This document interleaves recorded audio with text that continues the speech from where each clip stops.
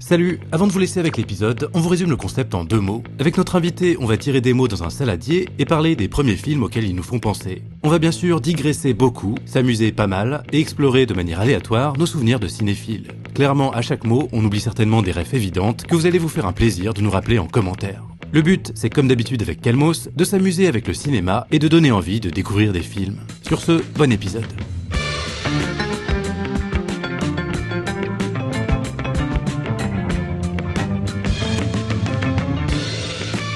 Bonjour et bienvenue dans Calmos, le podcast. Je suis David Honora et comme d'habitude accompagné de mon acolyte Hugo Alexandre. Ça va Hugo ? Ça va.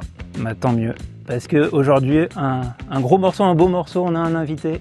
Parce que je suis en bon point. Non. Non, parce que c'est le dérapage dès le début. Sinon. on dérape dès le début. Oui, voilà, attention. Un magnifique morceau. Ah, merci. Parce que t'es magnifique. Ah, merci. En revanche. Gentil. Vous avez peut-être connu Jean-Baptiste Toussaint de la chaîne Tales from the Click et aussi le podcast. Exactement. Et diverses activités variées. Oui, divers et variés. Souvent autour du cinéma, en tout cas. Autour du cinéma, mais figure-toi que je prépare des petits trucs, là, en dehors du ciné. C'est l'info que je vous donne. Parce que t'as fait un court-métrage aussi. Oui, Là, exactement. on est dans le cinéma. Ouais, dans le cinéma, ouais. Je l'ai réalisé là, il y a un peu moins de 10 mois. Et puis voilà. Puis là, on part à Biarritz, là, bientôt pour le projeter. C'est avec Lucas Pastor, en anglais, Juliette Jouan, Camille Fievez. Voilà. Et le titre de ce court-métrage ? Je sais pas. Ah, il n'y a pas encore de titre. Ah, c'est le titre. Ah, ou c'est je sais pas. C'est je sais pas le titre. Ah. Voilà. C'est génial pour les interviews. En fait. Oui, voilà, c'est ça. Et donc, pourquoi on est réunis ? Habituellement, on commence à avoir plusieurs formats sur le Fluid Podcast, comme toi d'ailleurs. Tu passes d'ailleurs de faire un podcast avec Sébastien Toen à interviewer Xavier Giannoli sur les nazis de manière très sérieuse. mais c'est ça qui est drôle, c'est qu'en fait, je me souviens d'une journée où j'avais fait un podcast avec Olivier Assayas où on parlait du Van Gogh de Piala, et juste après, j'enchaînais sur un podcast où on parlait du jus de thon avec Cyprien. Donc, c'était vraiment 2 salles, 2 ambiances dans la même journée. Mais j'aime bien ce côté, comme tu as dit, parler de choses très sérieuses avec Giannoli dans un podcast, et puis le podcast d'après, parler des gens qui te serrent la main avec une main moite parce qu'ils viennent d'aller au shot, c'est ce qui s'est passé juste avant d'ailleurs. Et inviter Giannoli dans un podcast parce qu'il a sûrement des trucs à raconter aussi. Alors, figure-toi qu'on a fait un podcast avec Giannoli, mais en off, c'est un mot que je vous donne. Ah, okay. C'est-à-dire qu'en fait, ça s'est hyper bien passé, et après, il est resté plus d'1 heure dans mon bureau, et on a discuté de tout et de rien avec lui, et ça ressemblait à un podcast. Ah, ça, c'est magnifique. Et d'ailleurs, oui, alors, je pense à un autre truc dont il faut qu'on parle avant d'attaquer le concept, c'est, t'as reçu, donc nous, on a un de nos domaines de prédilection, c'est les comédies françaises. T'as reçu quelques magnifiques spécimens de comédie française.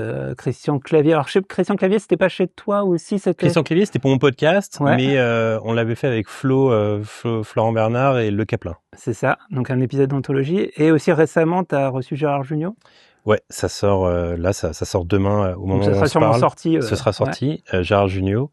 Et voilà, et quelque part, Dussolier, ça compte aussi parce qu'avec des films comme Tanguy, 3 hommes et un couffin et tout.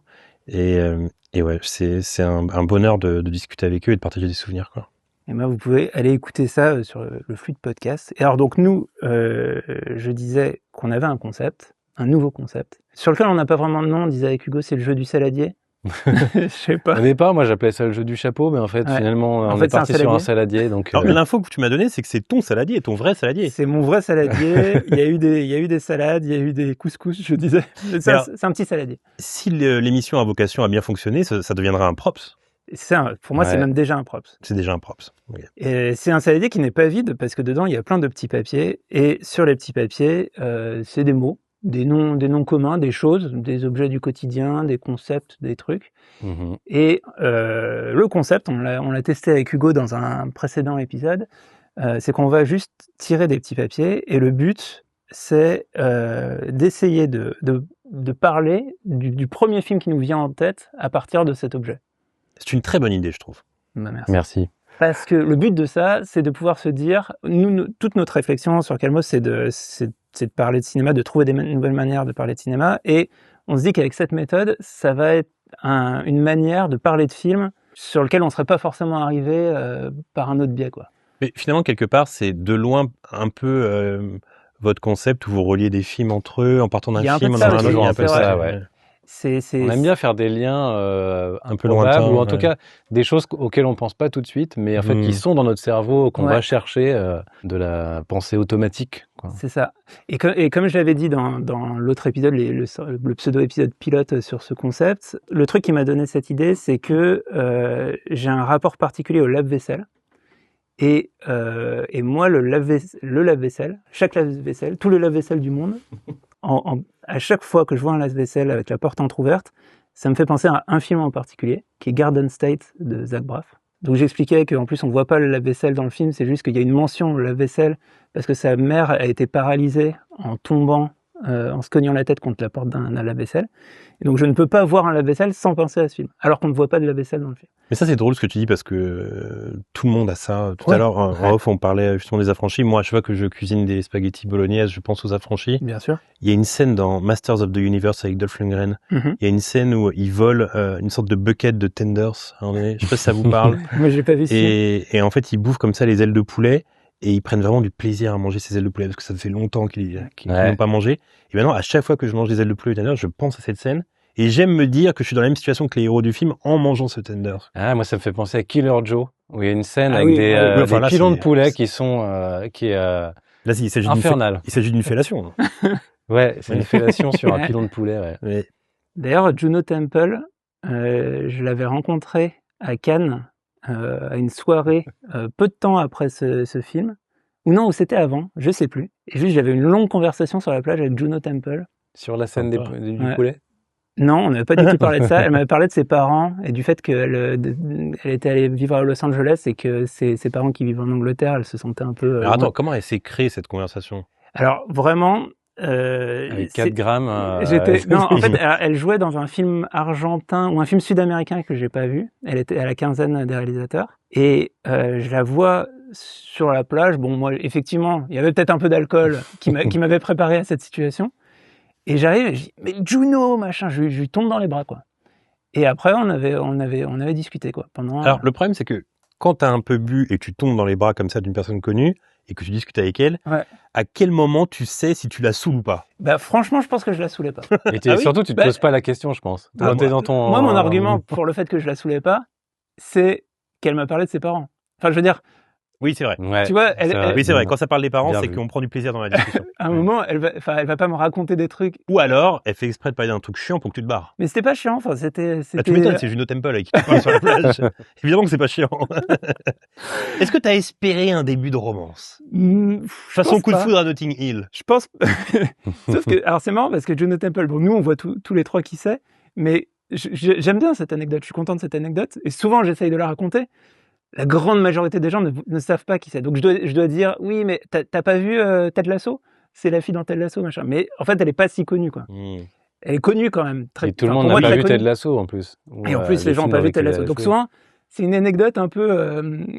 c'est un peu frustrant. Moi. C'est dommage. Oui, elle fonctionne mieux avec Zendaya, je trouve. Bah, c'est vrai. Oui, tu peux remplacer, personne ne va aller vérifier. J'ai une anecdote similaire avec Bernard Ménès, je la raconte moins. C'est pourtant le même type d'interaction. Avec qui j'ai parlé de Bernard Ménès à ce moment?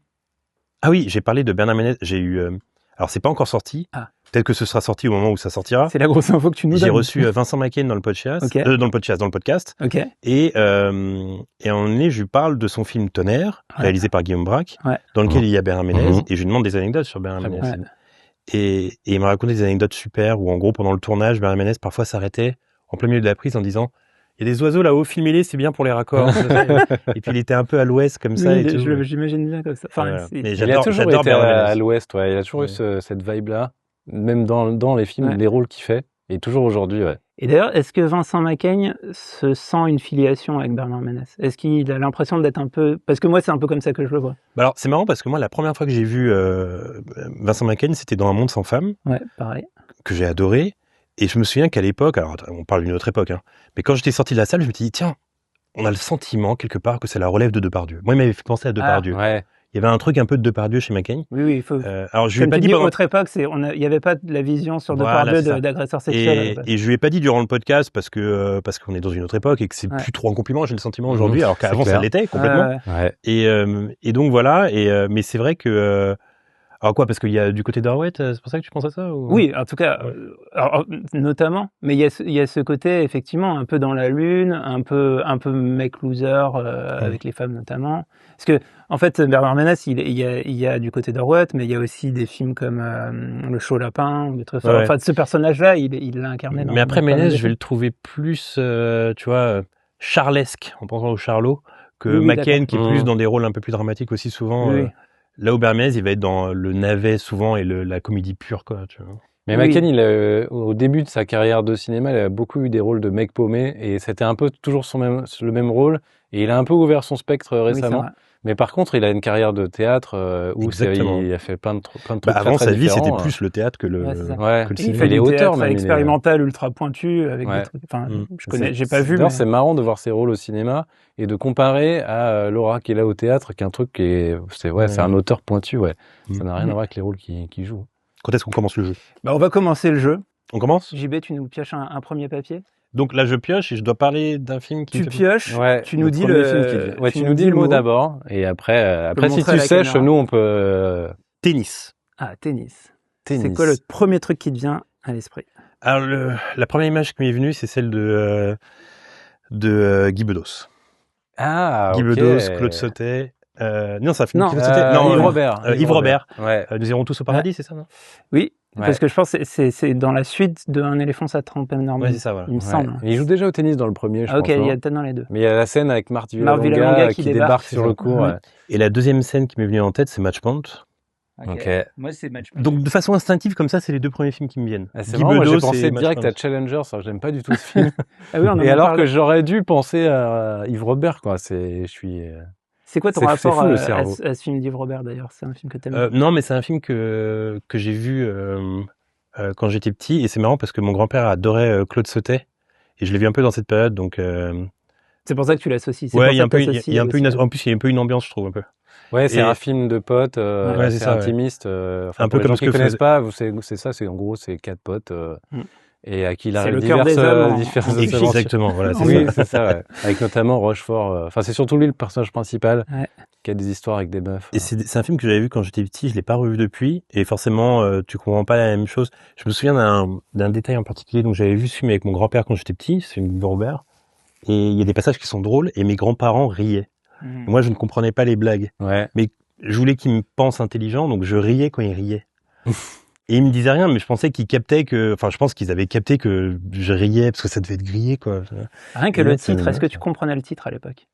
Non, mais je captais rien. En fait, même d'ailleurs, ce titre, je pense que je l'ai réalisé tardivement, cette blague ça trompe énormément. En fait, je me suis jamais posé la question de ce que ça voulait dire, mais mais ça paraît évident. En fait, c'est ça, c'est moi, c'est juste le calembour. Jean Rochefort qui est vraiment qui trompe énormément. Mais alors toi, le tennis, ça te fait penser à quoi? Moi, effectivement, la première image qui m'est venue, c'est Match Point. Enfin, en fait, pour le coup, c'est un truc vraiment très visuel où je vois cette balle au ralenti. J'ai une scène qui vient de me venir en tête. Et c'est peut-être la plus belle scène de tennis que j'ai vue dans ma vie. C'est Amanda. C'est la fin avec Lacoste. C'est magnifique. C'est la fin d'Amanda. Ouais. Et je pense que c'est la plus belle scène de tennis que j'ai vue dans ma vie. Alors moi, je l'ai pas vue. Est-ce que vous pouvez m'en dire sans trop m'en dire? Je pense que c'est un peu un spoil. Ouais. Alors en fait, juste pour parler d'Amanda, c'est un film avec Vincent Lacoste et d'ailleurs, je crois que c'est la fille de Alexia Laroche-Joubert, je crois. Ah. La petite Amanda. D'accord. Ah oui, la petite fille. Ouais, la petite fille. Voilà. Et en gros, c'est un film sur les suites d'un attentat. Du Bataclan, en fait. Oui, sauf que dans le film, il y a une tuerie genre au but de Chaumont, dans un parc. C'est atroce, d'ailleurs. Oui, en fait, c'est ça. Ils sont inspirés du Bataclan, parce que c'était il s'est inspiré du Bataclan je ou pas? crois. Faudrait vérifier si c'est avant ou après. Non, c'est après, il me semble. Mais d'ailleurs, cette idée, elle est horrible. C'est-à-dire que on voit, ou je crois qu'on voit juste les suites du truc. Enfin, mais cette idée d'un tueur fou qui fait une tuerie dans un parc, voilà. Et ensuite, on suit. Les parents de la petite fille meurent. Ouais. Et en fait, c'est au grand frère Vincent Lacoste. C'est le grand frère, c'est ça? Ouais, c'est ça. Alors, de s'en occuper. Je l'ai vu il y a longtemps. De s'en occuper et lui, il est forcément pas prêt pour ça. Et il y a tout un truc sur le discours contenu, sur l'émotion contenue entre ce que vient de vivre cette petite fille et son grand frère. Ouais. Et je crois que c'est un cousin, je sais plus ce que c'est, je me rappelle plus. Et bon, en tout cas, le film est sublime, vraiment. Et il y a une scène de fin avec qui se passe à Wimbledon justement, et la scène est magnifique. Oui, on est vraiment dans un truc D'ailleurs, je pourrais, ça spoilerait, mais je pourrais même pas la raconter parce que je me rappelle plus. Mais je me rappelle de l'effet que ça m'a fait. Oui. Et c'est vraiment un truc de scénario avec un truc qui est installé. Et en fait, t'as ce truc à la fin et Mais en fait, ça implique pas les joueurs sur le terrain. C'est pas plus dans le. Ça se passe plus dans les tribunes. Dans les tribunes, d'accord. Ouais. C'est le décor d'une scène très émouvante. Et puis il y a toute une métaphore qui se met en place dans mes souvenirs d'ailleurs. C'est rare ça, un truc qui se passe dans une tribune. Il y a d'autres films, il y a d'autres moments de tennis comme ça Bah, j'ai l'impression que dans les Woody Allen, ça joue souvent au tennis en fait. Ouais. Là, au-delà de Match Point, peut-être bien dans Annie Hall, il joue au tennis à un moment donné. Ça me dit un truc peut-être, ouais. Ah, possible, où on les voit dans les vestiaires. Bah moi, mon rapport à Woody Allen, de toute façon, on a parlé de Depardieu et Woody Allen, c'est un autre sujet. De toute façon, on est obligé de. Mais ça m'intéresse. C'est marrant parce que c'est un sujet qui me préoccupe parce que notamment j'ai pu voir, je note tous les films que j'ai vus dans ma vie sur Letterboxd et avec Letterboxd, tu peux avoir des statistiques sur les personnalités. Et t'es un féru de Woody Allen. Et donc, les deux personnes dont j'ai vu le plus de films en tant qu'acteur et en tant que réalisateur, c'est Gérard Depardieu et Woody Allen. Il se trouve que c'est des deux personnes particulièrement productives. Woody Allen, il a organisé sa Polanski se situe où c'est beaucoup plus bas quand même. Ah, beaucoup plus bas. Okay. En fait, Woody Allen, il a organisé sa carrière pour faire un film par an. Donc forcément, si à un moment donné, t'aimes ses films, et moi, dans ma construction de cinéphile, j'ai beaucoup aimé ses films, j'allais tout voir, quoi. Et puis j'ai rattrapé ce qui était sorti avant, etc. Donc c'était un réalisateur vraiment très important pour moi. Et j'ai quand même eu à un moment une déconnexion. En fait, moi, j'ai vu Du coup, ça ne l'est plus aujourd'hui. Non, en fait, Mais est-ce que ces films le sont encore? Bah, en fait, j'ai vu du coup le documentaire, la série documentaire. Oui, bien sûr. Sur du coup l'agression, enfin sur le viol de sa fille. Et depuis, je n'ai plus jamais revu un film de Woody Allen. Mais là, en fait, ça m'a convaincu. Mais là, demain, si tu retombes sur Annie Hall, tu dois revoir Annie Hall. Je regarderai pas. Enfin, vraiment, il y a un truc qui m'a. On t'ouvre les yeux comme dans Amérique. Comme dans Orange Mécanique. Mais je peux rien faire. Tu prends du plaisir de voir Annie Hall ou pas? Je sais pas. En plus, c'est vrai que c'est ça qui est compliqué d'ailleurs, c'est que c'est un film. Ouais, il y a un truc même intime. Enfin, la phrase de fin d'Annie Hall. C'est important dans ma vie, quoi. Enfin, il y a un truc, j'aime vraiment beaucoup ces films. Enfin, il y a Moi, ma take sur le sujet, c'est que moi, j'ai grandi avec Annie Hall, c'est un de mes films préférés. Ouais. Je trouve ça dommage pour tous les gens qui ont travaillé sur ce film. Parce que le cinéma, c'est pas simplement un réalisateur, c'est aussi des acteurs, c'est aussi une équipe technique. Pour le coup, je l'ai vu, le film. Donc, en fait, et je l'ai vu, et je le renie pas. C'est-à-dire que je continue à l'aimer.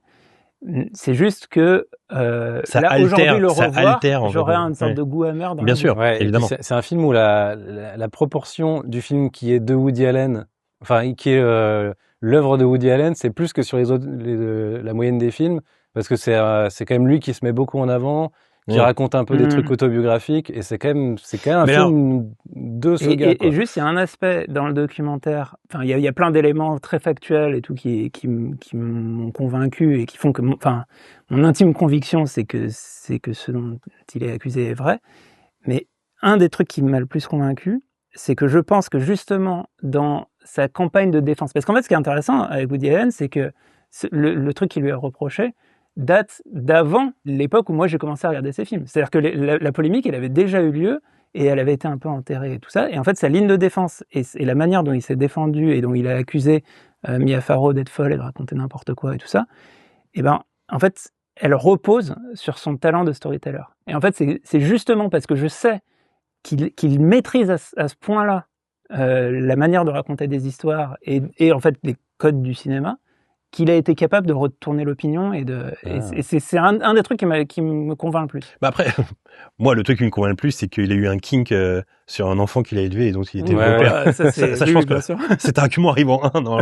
Mais vous qui êtes fan chez Calmos du cinéma de Blier, comment vous vous en sentez avec Depardieu alors? J'allais dire avec Depardieu et même avec Blier. Oui, même avec Blier, c'est vrai qu'il y a eu des histoires après. Ouais. Bah en fait, moi je me rends compte que j'en reviens un peu. Et notamment, j'ai lu le bouquin de Anouk Grimbert qui s'appelle Respect, où elle parle de ce que c'est que l'intimité avec Blier et la manière dont... Enfin, elle a eu une vie très compliquée, beaucoup d'agressions sexuelles et tout. Et en fait, lui, il avait plutôt de la dérision par rapport à ça. Et en fait, il l'a fait jouer dans des trucs qui lui faisaient rejouer des trucs, des traumatismes. Ouais. Et lui, c'était plutôt marrant pour lui de faire ça. Il avait aucune. On est plus dans la perversion là. Du coup. Ouais. Et pour moi, enfin, Blier, c'était quelqu'un qui avait une certaine forme de sensibilité. Et justement, je me disais qu'il n'était pas du tout complice de Depardieu. Est-ce qu'il n'est pas possible d'avoir de la sensibilité et de la perversion en soi? Bah, c'est toute la question. Mais en tout cas, je vois plus ces films de la même manière. C'est-à-dire que je me disais, c'est un mec qui fait de la provocation. Et en voyant ces films, je me dis de plus en plus, c'est un mec qui prend plaisir à montrer des trucs. Donc maintenant, je peux plus voir ces films. J'ai pas trop revu ces films, mais en fait, je sais que je les verrai plus de la même manière maintenant, parce que j'ai le regard de quelqu'un qui le connaît intimement et qui sait qu'il peut être un peu complice de ces personnages presque. J'avais une discussion dans un podcast avec Mehdi Maizi qui était intéressante, et en gros, moi, je lui expliquais que je trouvais que quelque part, la cancel culture, parfois, elle était à géométrie variable. Et je prenais en exemple, par exemple, un artiste comme L'Homme Pâle, qui, à juste titre, a été cancel après ce qu'il a fait. Mais un artiste comme Michael Jackson, il est beaucoup plus dur à cancel. Ouais. C'est-à-dire qu'en fait, une personne va te dire... C'est très différent. Michael Jackson, il est mort, donc c'est le cancel suprême aussi, d'une certaine manière. Oui. C'est-à-dire que de toute façon, il est mort. Mais en fait... Et d'ailleurs, ça, c'est un vrai sujet. C'est-à-dire que, pour moi, il n'est pas tout à fait mort, parce que ses chansons existent encore. Oui, donc, par contre, écouter ses chansons, tu ne l'enrichis pas, là. Enfin... Oui, mais le truc, c'est que des gens vont totalement arrêter d'écouter L'Homme Pâle, et il n'y aura aucun problème avec eux, ça n'aura pas d'impact dans leur vie. Par contre, ces gens-là, quand ils se trouvent à un mariage ou un anniversaire, s'il y a Billie Jean qui démarre, ils vont faire quoi? Ils vont fredonner Billie Jean. Parce que la puissance des chansons de Michael Jackson va au-delà de L'Homme Pâle. Et donc, en fait, il y a des gens qui sont plus difficiles à cancel. Donc, des gens qui vont dire, non, moi, je peux pas ne pas écouter Michael Jackson. Ouais, mais si L'Homme Pâle avait fait Billie Jean, je dirais que c'est différent avec le cinéma, parce que le cinéma, tu mets aussi de toi dans les histoires, et tu racontes des histoires qui ressemblent à ton expérience de la vie. Et donc, du coup, être un peu en communion. Ça paraît avec la musique, ça aussi. Oui, alors c'est vrai. Moi, il y a beaucoup de musique. Je m'identifie à beaucoup de textes musicaux, comme dans des films. C'est vrai. Après, pour le coup, Michael Jackson, j'écoute pas trop les textes, et je suis nul en anglais. Je pense que je sais pas trop ce qu'il raconte. Ouais. D'ailleurs, vous écouterez les paroles de Billie Jean, elles sont dures. Hein. Ouais. Parce que nous, on danse sur Billie Jean. Mais Billie Jean, c'est une horreur. En gros, je crois que c'est, dans mes souvenirs, c'est un gars qui fait un gosse à une meuf. La meuf veut qu'il soit le père, et le mec dit, vas-y, je m'en branle. Reste avec ton gosse, c'est ça, Billie Jean. Non, mais on est, je pense, encore matrixé sur Michael Jackson, parce que justement, Michael Jackson, c'est quelqu'un de très important dans la pop culture et tout. Pour moi, ça a été la plus grande star de l'histoire de l'humanité, devant Elvis. Faudrait aussi... Après, c'est que très concrètement, on n'enrichit pas Michael Jackson, puisqu'il est mort. Alors que j'enrichis Polanski si je vais voir le dernier film qu'il a... Enfin, là, il en fait plus trop, mais... Tu vois, je suis pas allé voir son dernier film au cinéma parce que je l'enrichissais, quoi. Mais ça, c'est très vrai. Moi, je pense qu'en fait, pour revenir à Annie Hall, moi, je pense que, pour tout vous dire, j'aurais pas de problème à revoir Annie Hall. Même si pendant le film et pendant le visionnage, j'aurais ce truc de me dire, c'est dommage quand même, parce que j'aimais tellement Woody Allen, et là, maintenant, de savoir ça altère un peu mon plaisir pendant le visionnage. Ouais. Mais par contre, je n'irais plus voir les nouveaux films. Oui, non, mais je suis assez d'accord avec ça. Et il y a de l'arbitraire, et en fait, au-delà, pour moi, c'est même pas vraiment un choix moral, mais c'est plus, j'ai plus trop envie de voir ces films, quoi. Il y a un truc où ça a baissé. Bon, donc ça, c'était le tennis. C'était le tennis. Voilà. Finalement, on a bien dérivé. Ça marche bien, ce concept. J'aime bien. Et moi, j'ai violon. Alors là, je suis un peu parasité parce qu'on a beaucoup bossé avec Hugo dernièrement sur le grand homme, le grand blond avec une chaussure noire. C'est celui qui me vient aussi. Forcément, violon, je pense à ça. Toi, JB, violon. Justement, je suis en train de chercher là. Violon, j'ai les Aristochats aussi. Enfin, je sais pas si c'est des violons, mais il y a des instruments à cordes. Il ne doit pas y avoir de violon, je pense. Les cats, comment ils les appellent? Ouais, les cats. En plus, c'est pas un film que j'apprécie tant que ça. Je crois que c'est violoncelle, c'est pas violon, non? Ouais, ça compte violoncelle. Contrebasse, moi, je dirais. Ouais. Mais des fois, c'est là où on voit que dans notre cerveau, il y a des associations qui se font de manière pas... moi, tu sais que c'est drôle parce que le premier truc qui m'est revenu en tête, c'est pas un film, mais c'est un sketch, et c'est le sketch du jour de l'an des Inconnus, en fait. Quand le petit joue du violon dans le... Ouais, c'est bien aussi, ouais. Oui, parce que, et d'ailleurs. C'est un court-métrage. Le deuxième truc qui m'est venu, c'est dans Domicile conjugal. En fait, elle donne des cours de violon, il me semble, à une petite fille. Ouais. Et il y a ce truc on entend dans la cour le violon, il y a tout un truc autour de ça. J'aime pas du tout ce film. C'est marrant parce que Truffaut, j'aime assez sa filmographie. Mais Domicile conjugal, je trouve ça super décousu. Et même dans la technique, il y a des limites s'il n'y a pas des perches dans le champ et tout. C'est comme s'il en avait rien. Est-ce que c'est dans Domicile conjugal la scène de la biscotte? Non, c'est la fin de Baiser volé, ça. C'est Baiser volé. Ouais. En fait, pour raconter, donc on suit le personnage d'Antoine Doinel qui a été découvert dans Les 400 coups et joué par Jean-Pierre Léaud. Et en fait, Truffaut moi je fais souvent le parallèle avec Boyhood. En fait, il a fait une sorte de Boyhood avec Jean-Pierre Léaud sur des années, avec du coup plusieurs films. Donc Les 400 coups, il y a une sorte de court-métrage intermédiaire, c'est dans L'amour à 20 ans. Ouais. Et ensuite, il y a Baiser volé, Domicile conjugal et L'amour en fuite. Et Domicile conjugal, c'est le moment où il s'est marié avec Claude Jade. Et en fait, c'est la vie matrimoniale et c'est Baiser volé, c'est avant Domicile conjugal, non? Oui. Ok. Baiser volé, c'est la rencontre avec Claude Jade. Et donc, dans Baiser volé, il fait plein de petits boulots. Détective. Notamment détective. Ouais. Et, un mauvais détective. Ouais. Et elle lui apprend à beurrer sa biscotte. Et à la fin, elle lui apprend à beurrer sa j'adore biscotte. cette scène. Ouais.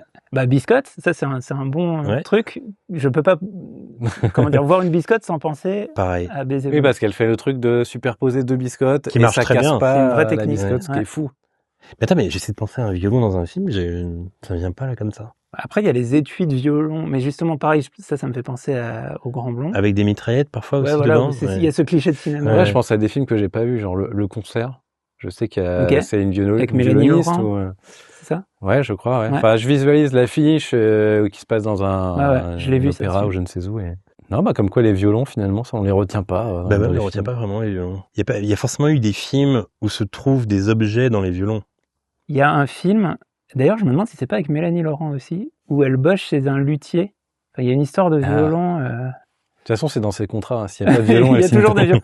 Dans tous les films avec Mélanie Laurent, il y a un violon. Ouais. Il y a sûrement un violon dans Inglourious Basterds, d'ailleurs. Ah, certainement, ouais.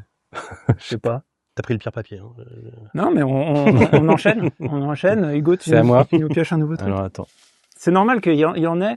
On disait même, ça se trouve, on peut avoir des mots. Là, on a quand même cité quelques films. Il peut y avoir des mots où on est vraiment vide. Mais c'est ça qui est bien. Ouais. Et là, il faudrait mettre le bruitage de Motus. Quoi. Il faut l'assumer. Ouais. Et d'ailleurs, je vais bien touiller et puis je vais faire un petit peu de sound design. Là, je vais rapprocher le micro pour que vraiment les gens entendent qu'on touille. On touille vraiment. Ouais. Et qu'il y a beaucoup de papier. Hein. Je pense qu'on a 200, un truc comme ça. Ok. Alors, il s'agit du mot fraise. Oh. Le premier qui va me venir en tête, ça va être Les Fraises sauvages de Bergman, qui est un de mes films préférés. Ah oui, quand c'est même si je crois qu'il ne cueille pas que des fraises, c'est plutôt aussi des mûres qui cueillent dans le film. Okay. Oui, alors j'ai vu ce film, mais je me souviens plus très bien. Soit c'est un vieux qui se retourne sur sa vie. Une histoire de rêve aussi. En fait, c'est un film qui parle essentiellement de la mort qui approche, des regrets aussi, des regrets qu'on peut avoir dans sa vie, ce qu'on a fait, ce qu'on n'a pas fait, avec qui on s'est mal comporté, bien comporté. Et donc, je crois que dans le film, dans mes souvenirs, c'est un cinéaste ou un auteur qui est une sorte de road trip avec des personnes de sa famille et avec sa fille aussi, je crois, dans les souvenirs. Et voilà, c'est une façon aussi de repenser au passé. Et dans le passé, c'est un peu comme finalement Citizen Kane et la Luge. J'ai un peu ce truc de, tu vois, repenser aux moments comme ça qui nous marquent. Donc il cueille des fraises sauvages, ça lui rappelle sa jeunesse, etc. Et un peu comme d'ailleurs la mort à Venise, dans Mort à Venise de Visconti, Mort à Venise. Et c'est un peu la même façon de voir le film, quoi. C'est vrai qu'on est dans le biais et il y aura ça sur certains mots. C'est quand le mot est dans le titre, c'est difficile de penser à autre chose que. Alors j'ai quelque chose pour vous. Ah. Je pense, et ça va faire plaisir parce que c'est une comédie française, pense à 9 mois. Parce que dans 9 mois, il y a une scène de Braoudé où il y a une envie de fraise. Pas 9 mois ferme, 9 mois. 9 mois. Ouais. Okay. Et en fait, il y a une scène où, alors c'est, j'ai un trou de mémoire, faut que vous m'aidiez. J'ai pas vu 9 mois. C'est un très bon film. Je l'avais vu au cinéma quand j'étais petit. Qui fait la voix de Travolta? Patrick Rousseau? Daniel Rousseau. Daniel Rousseau. Ouais. Excusez-moi, j'ai des trous de mémoire. Ouais. Daniel Rousseau que j'adore. Et Daniel Rousseau va acheter des fraises à sa femme dans le film parce qu'elle a des envies de fraises parce qu'elle est enceinte. Ouais. Et voilà, puis il met de la chantilly dessus. Ça me fait penser à 9 mois les fraises. J'ai pas vu non plus ça. Il y a ça dans Astérix le Gaulois. Ouais. Il me semble que en fait Panoramix est prisonnier et pour gagner du temps, il dit aux Romains qu'il a besoin de fraises dans la recette de la potion magique et c'est pas la saison. Il me semble que c'est dans Astérix le Gaulois. Putain, ça je m'en souviens pas. Moi fraise, ça me fait penser à Monsieur Fraise tout de suite en fait. C'est un tellement bon acteur que je pense à lui maintenant. Et lui, il joue dans plein de films. Mais c'est quoi le premier film qui te vient avec lui? Je dirais que c'est Au Poste. J'allais dire Au Poste aussi. Avec son truc sur l'œil, là. Ouais. Il y a forcément eu des scènes sensuelles où la fraise est foutue sur le nombril. Il n'y a pas ça dans Hot Shot où en gros, dans d'autres, il fait cuire un œuf sur son ventre. Et du coup, ça, c'est en parodie de 9 semaines et demie. Ouais, mais il n'y a pas des fraises dans 9 semaines et demie. Je crois que c'est des cerises, je crois, si je dis pas bêtise. J'imagine peut-être une fraise avec de la chantilly. Ah ouais, et je crois que c'est peut-être Après, c'est peut-être un truc de ma vie perso. Non, non, dans 9 semaines et demie, ouais. En tout cas, il y a le glaçon, ça, je suis sûr. Il y a aussi eu cette scène, forcément, dans le cinéma, où une fraise est mangée par une femme de façon sensuelle. Ça a dû arriver, ça, c'est certain. Ouais, mais je ne saurais pas le citer. Ouais. Quand on a dit il y a 9 mois, 9 semaines et demie, oui. Peut-être 9 jours et quart. Ouais, le terme 9. Bon, bah là, typiquement, faut nous dire en commentaire si... la fraise, franchement, et sûrement des trucs énormes qui ne nous sont pas venus, comme c'est déjà arrivé la dernière fois. Ouais. Oui, mais ça, c'est génial, je trouve, parce qu'après, tu lis les commentaires et tu dis comment j'ai fait pour ne pas y penser. C'est comme moi, quand je suis en voiture, quand je pars en voyage, je joue toujours à ce jeu qui est le jeu des villes. C'est un classique que j'adore. On commence avec la lettre A et on doit dire le plus de villes possible. Et quand, pendant 35 minutes, on a écumé, on a le sentiment d'avoir tout écumé, on va voir ce qui nous manque. Et parfois, il y a des villes incroyables. Ouais, genre, je sais pas, on a oublié Annecy ou Albertville, tu vois, il y a des trucs comme ça assez gros. Atlanta, tu vois. Et en fait, c'est cool parfois d'apprendre à la fin ce qu'on a oublié. Oui, en fait, à chaque fois, on explore notre cerveau. Et d'ailleurs, il y a un autre, on n'a pas encore eu cette occurrence là avec le jeu, mais en fait, il est possible qu'on ait des trucs où un mot ou un objet va nous faire penser à un film, alors qu'en réalité, dans le film, il n'y a pas cette chose. Ça, c'est intéressant. Les faux souvenirs. Ouais. C'est quoi, c'est l'effet Mandela? Mais juste sur le jeu dont tu parles, en fait, c'est le fait de citer des trucs simples. En fait, le cerveau, il fonctionne pas comme ça. Donc, mettons, on peut cite des acteurs dont le prénom est Jean, mais en fait, ça vient pas tout de suite En fait, on n'est pas câblé comme ça, parce que c'est pas des trucs qu'on fait régulièrement, en fait. J'ai une anecdote dans ma famille proche de ça, qu'on recite, qui est devenue une sorte de mème dans ma famille, enfin une ref. Et ça date, c'était je pense à la fin des années 90, et on parlait de Friends avec mes parents et mes sœurs. Et à un moment, on citait en fait les 6 personnages de Friends, et il y en avait une dont on n'arrivait plus à se rappeler de son nom. Et on était en voiture justement, et genre vraiment 30 km plus loin, enfin genre au milieu de nulle part, on était complètement passé à autre chose. Et il y a ma petite sœur qui dit « Monica !» Et en fait, cette occurrence, ce retour du Monica qui était sorti de l'esprit de tout le monde, c'est le Eureka familial. Je viens de piocher le mot parachute. Ah. Parachute. Alors parachute, moi j'ai tout de suite un truc qui me... moi j'ai La Grande Vadrouille tout de suite. Ah bah moi aussi c'est un film de guerre, moi c'est Le Jour le plus long. Eh oui. Avec le mec accroché au clocher. Alors c'est marrant parce que j'avais aussi celui-là, parce que j'ai une maison de campagne en Normandie, ma grand-mère avait une maison de campagne en Normandie, et on allait visiter très souvent cette église, ou encore aujourd'hui, c'est ça, encore aujourd'hui. Ils ont laissé le truc. Ils ont laissé un mannequin. Et moi, quand j'étais petit, je trouvais ça incroyable, hyper fun, quoi. T'allais devant une église et puis il y avait un parachute accroché avec un soldat qui était là. D'ailleurs, je crois, pour l'anecdote, je m'étais renseigné sur ce soldat. Il est devenu sourd à cause des cloches. Oui, j'avais entendu ça. Ah. Moi, je pense à Drop Zone avec Wesley Snipes. Je l'ai pas celui-là.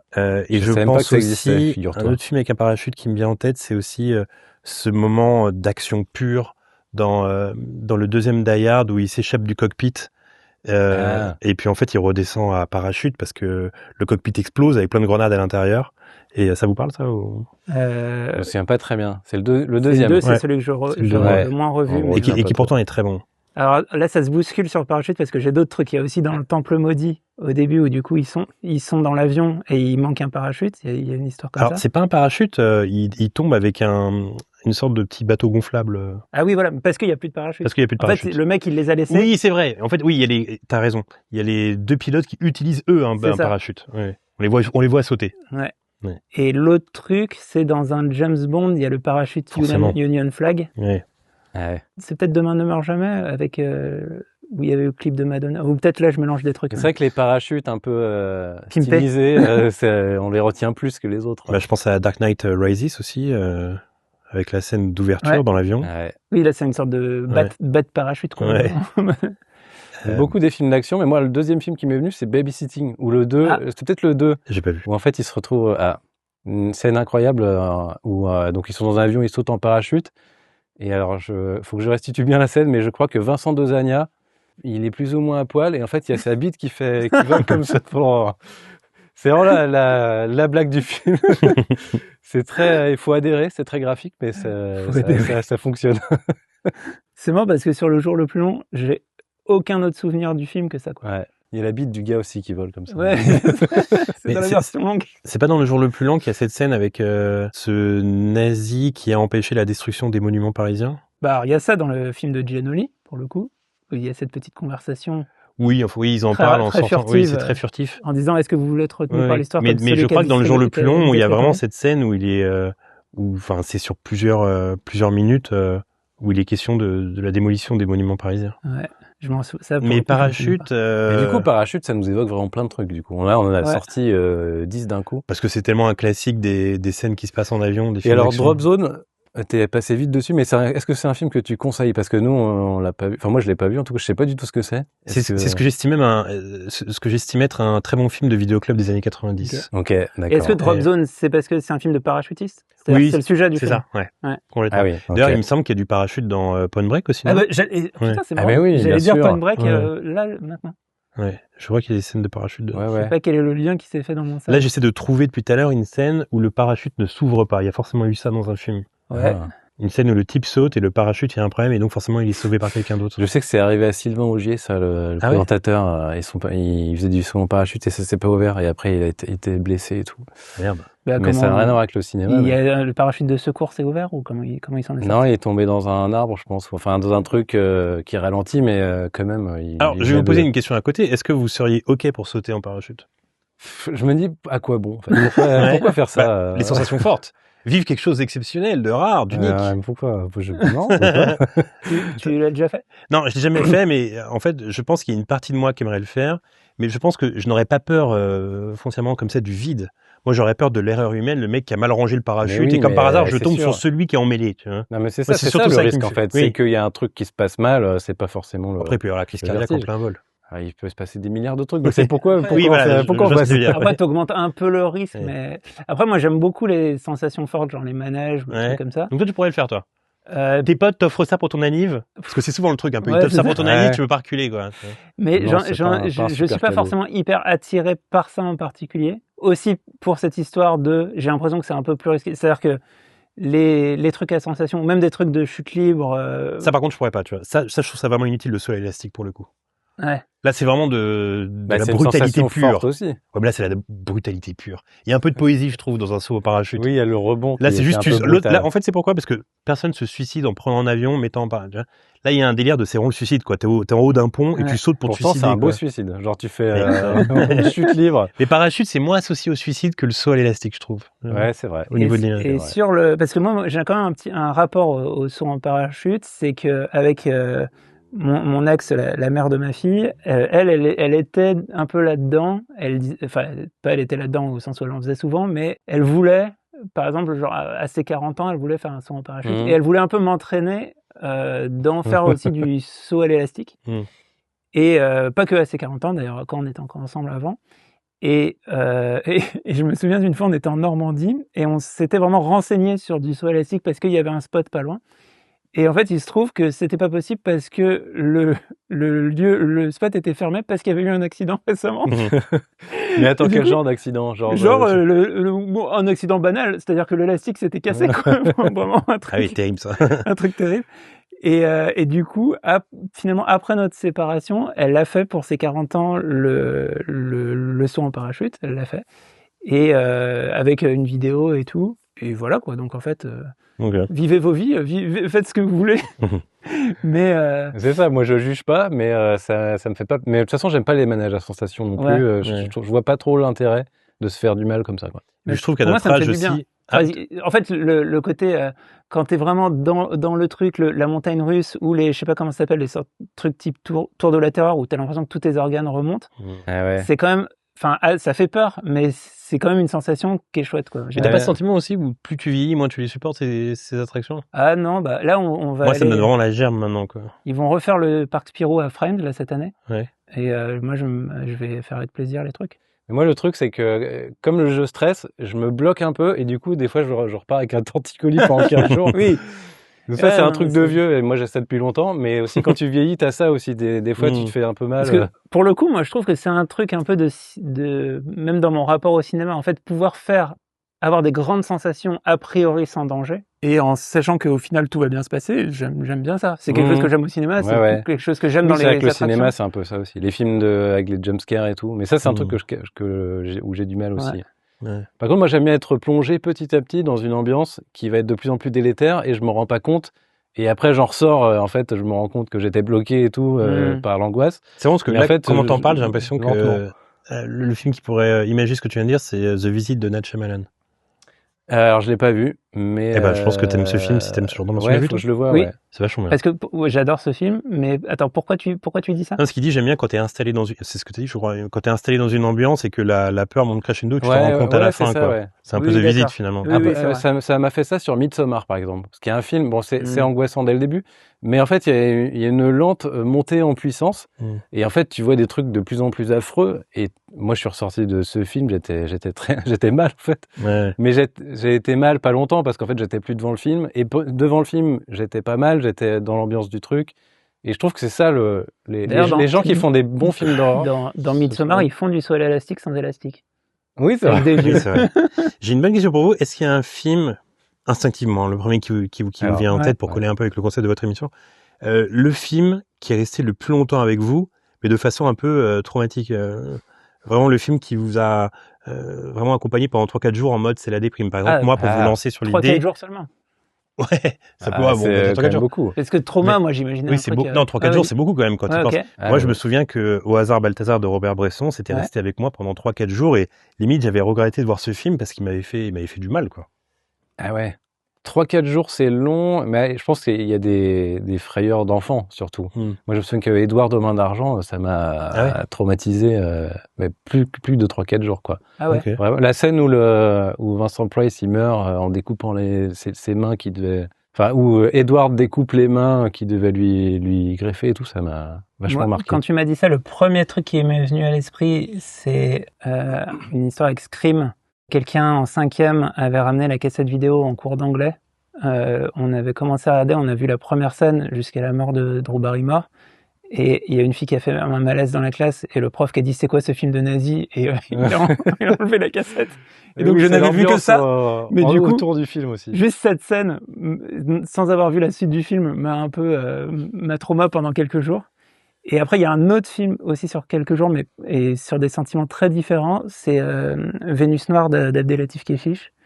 Où c'est un film c'est horrible. Enfin, ce qui se passe sur la nature humaine, sur machin. Enfin, c'est un film où tu te sens sale pendant plusieurs jours après. Donc irréversible, ce genre de choses aussi. Ouais, irréversible. Ouais. J'y pensais pas, mais effectivement, j'étais pas bien les jours qui suivaient. Oui, ou les 120 jours de Sodome, ou des trucs comme ça. J'avais déjà raconté dans un podcast, je vais raconter rapidement, mais j'ai une expérience très particulière avec le projet Blair Witch parce que lorsque le film sort, mon cousin un jour arrive à la maison. Enfin, je sais plus quoi.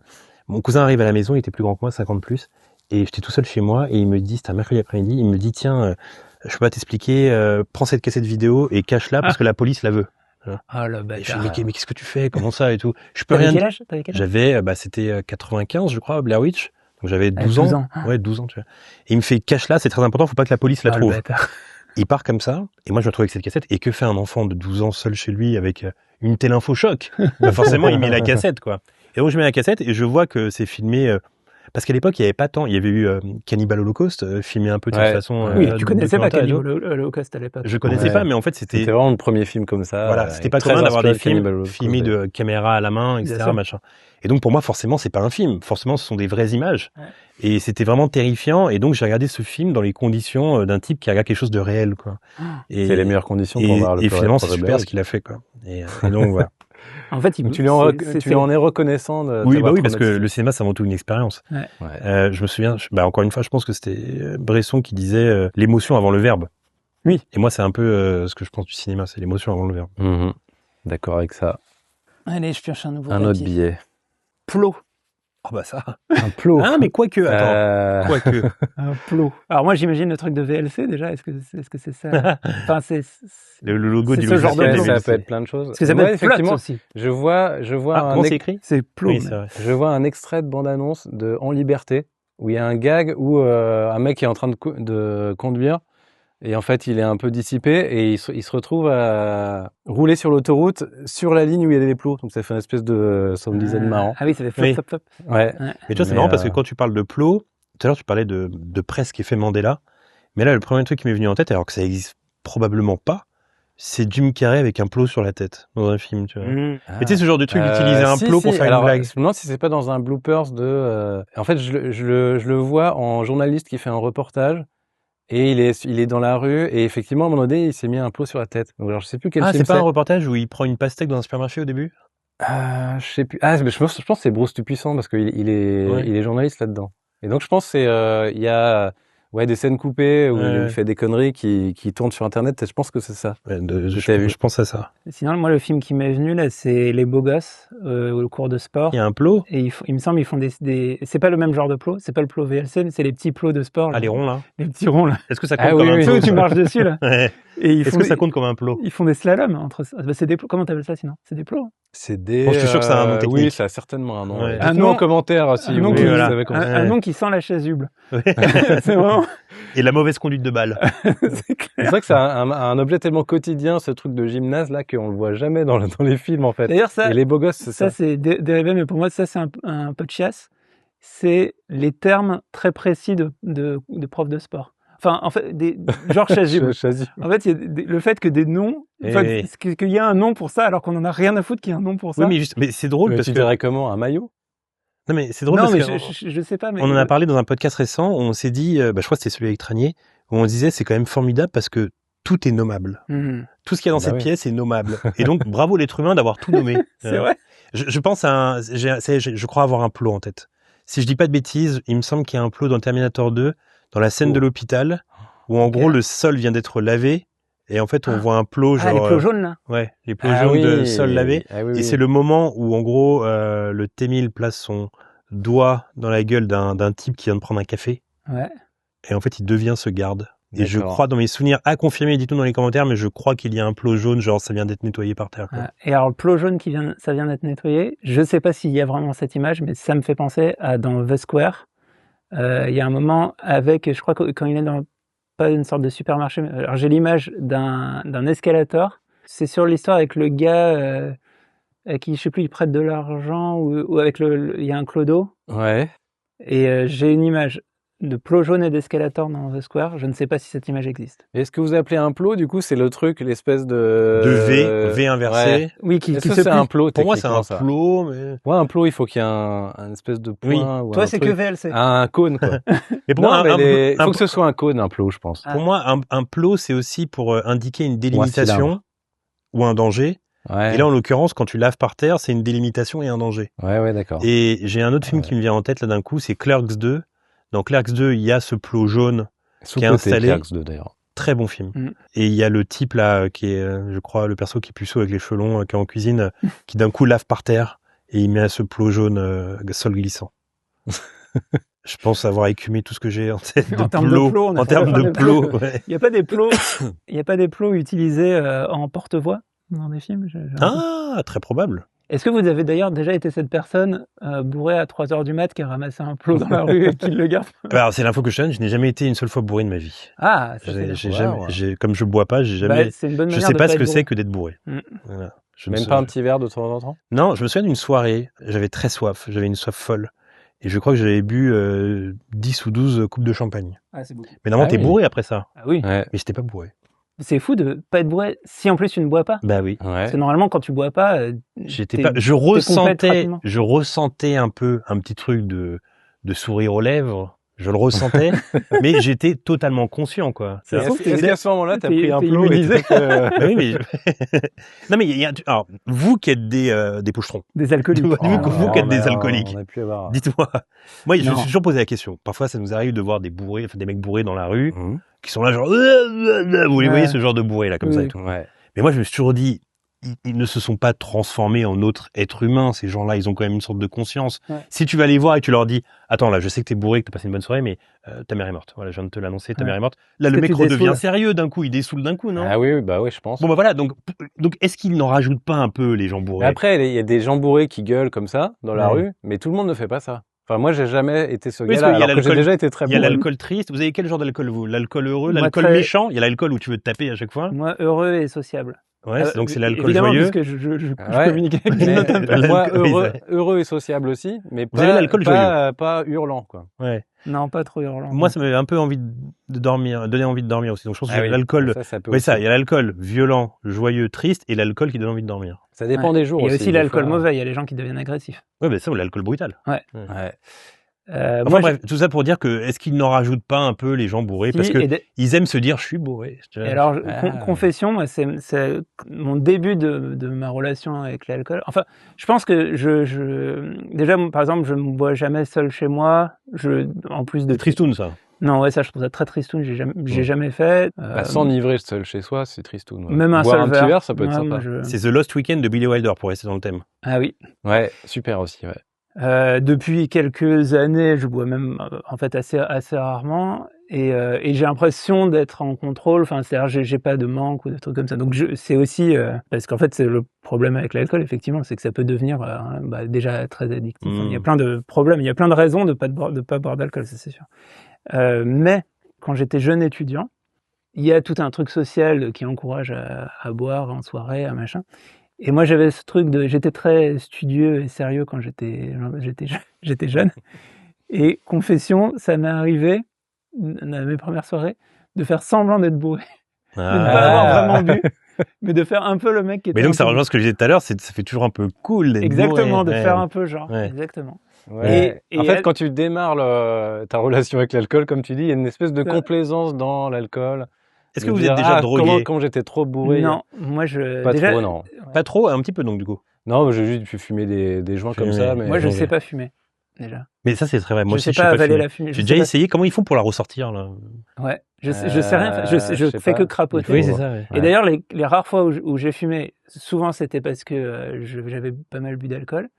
Et en mode, allez, je vais fumer. Et la dernière fois que j'ai fumé, c'était à Biarritz, justement, au festival Nouvelle Vague de Biarritz. Et c'était une soirée où, je crois que déjà raconté dans un autre podcast, il y avait Vincent Lacoste, et on s'était retrouvés tous les deux seuls face à des bouteilles de vodka. Et donc, on avait bien discuté. Mais du coup, j'étais assez avancé dans mon alcoolémie.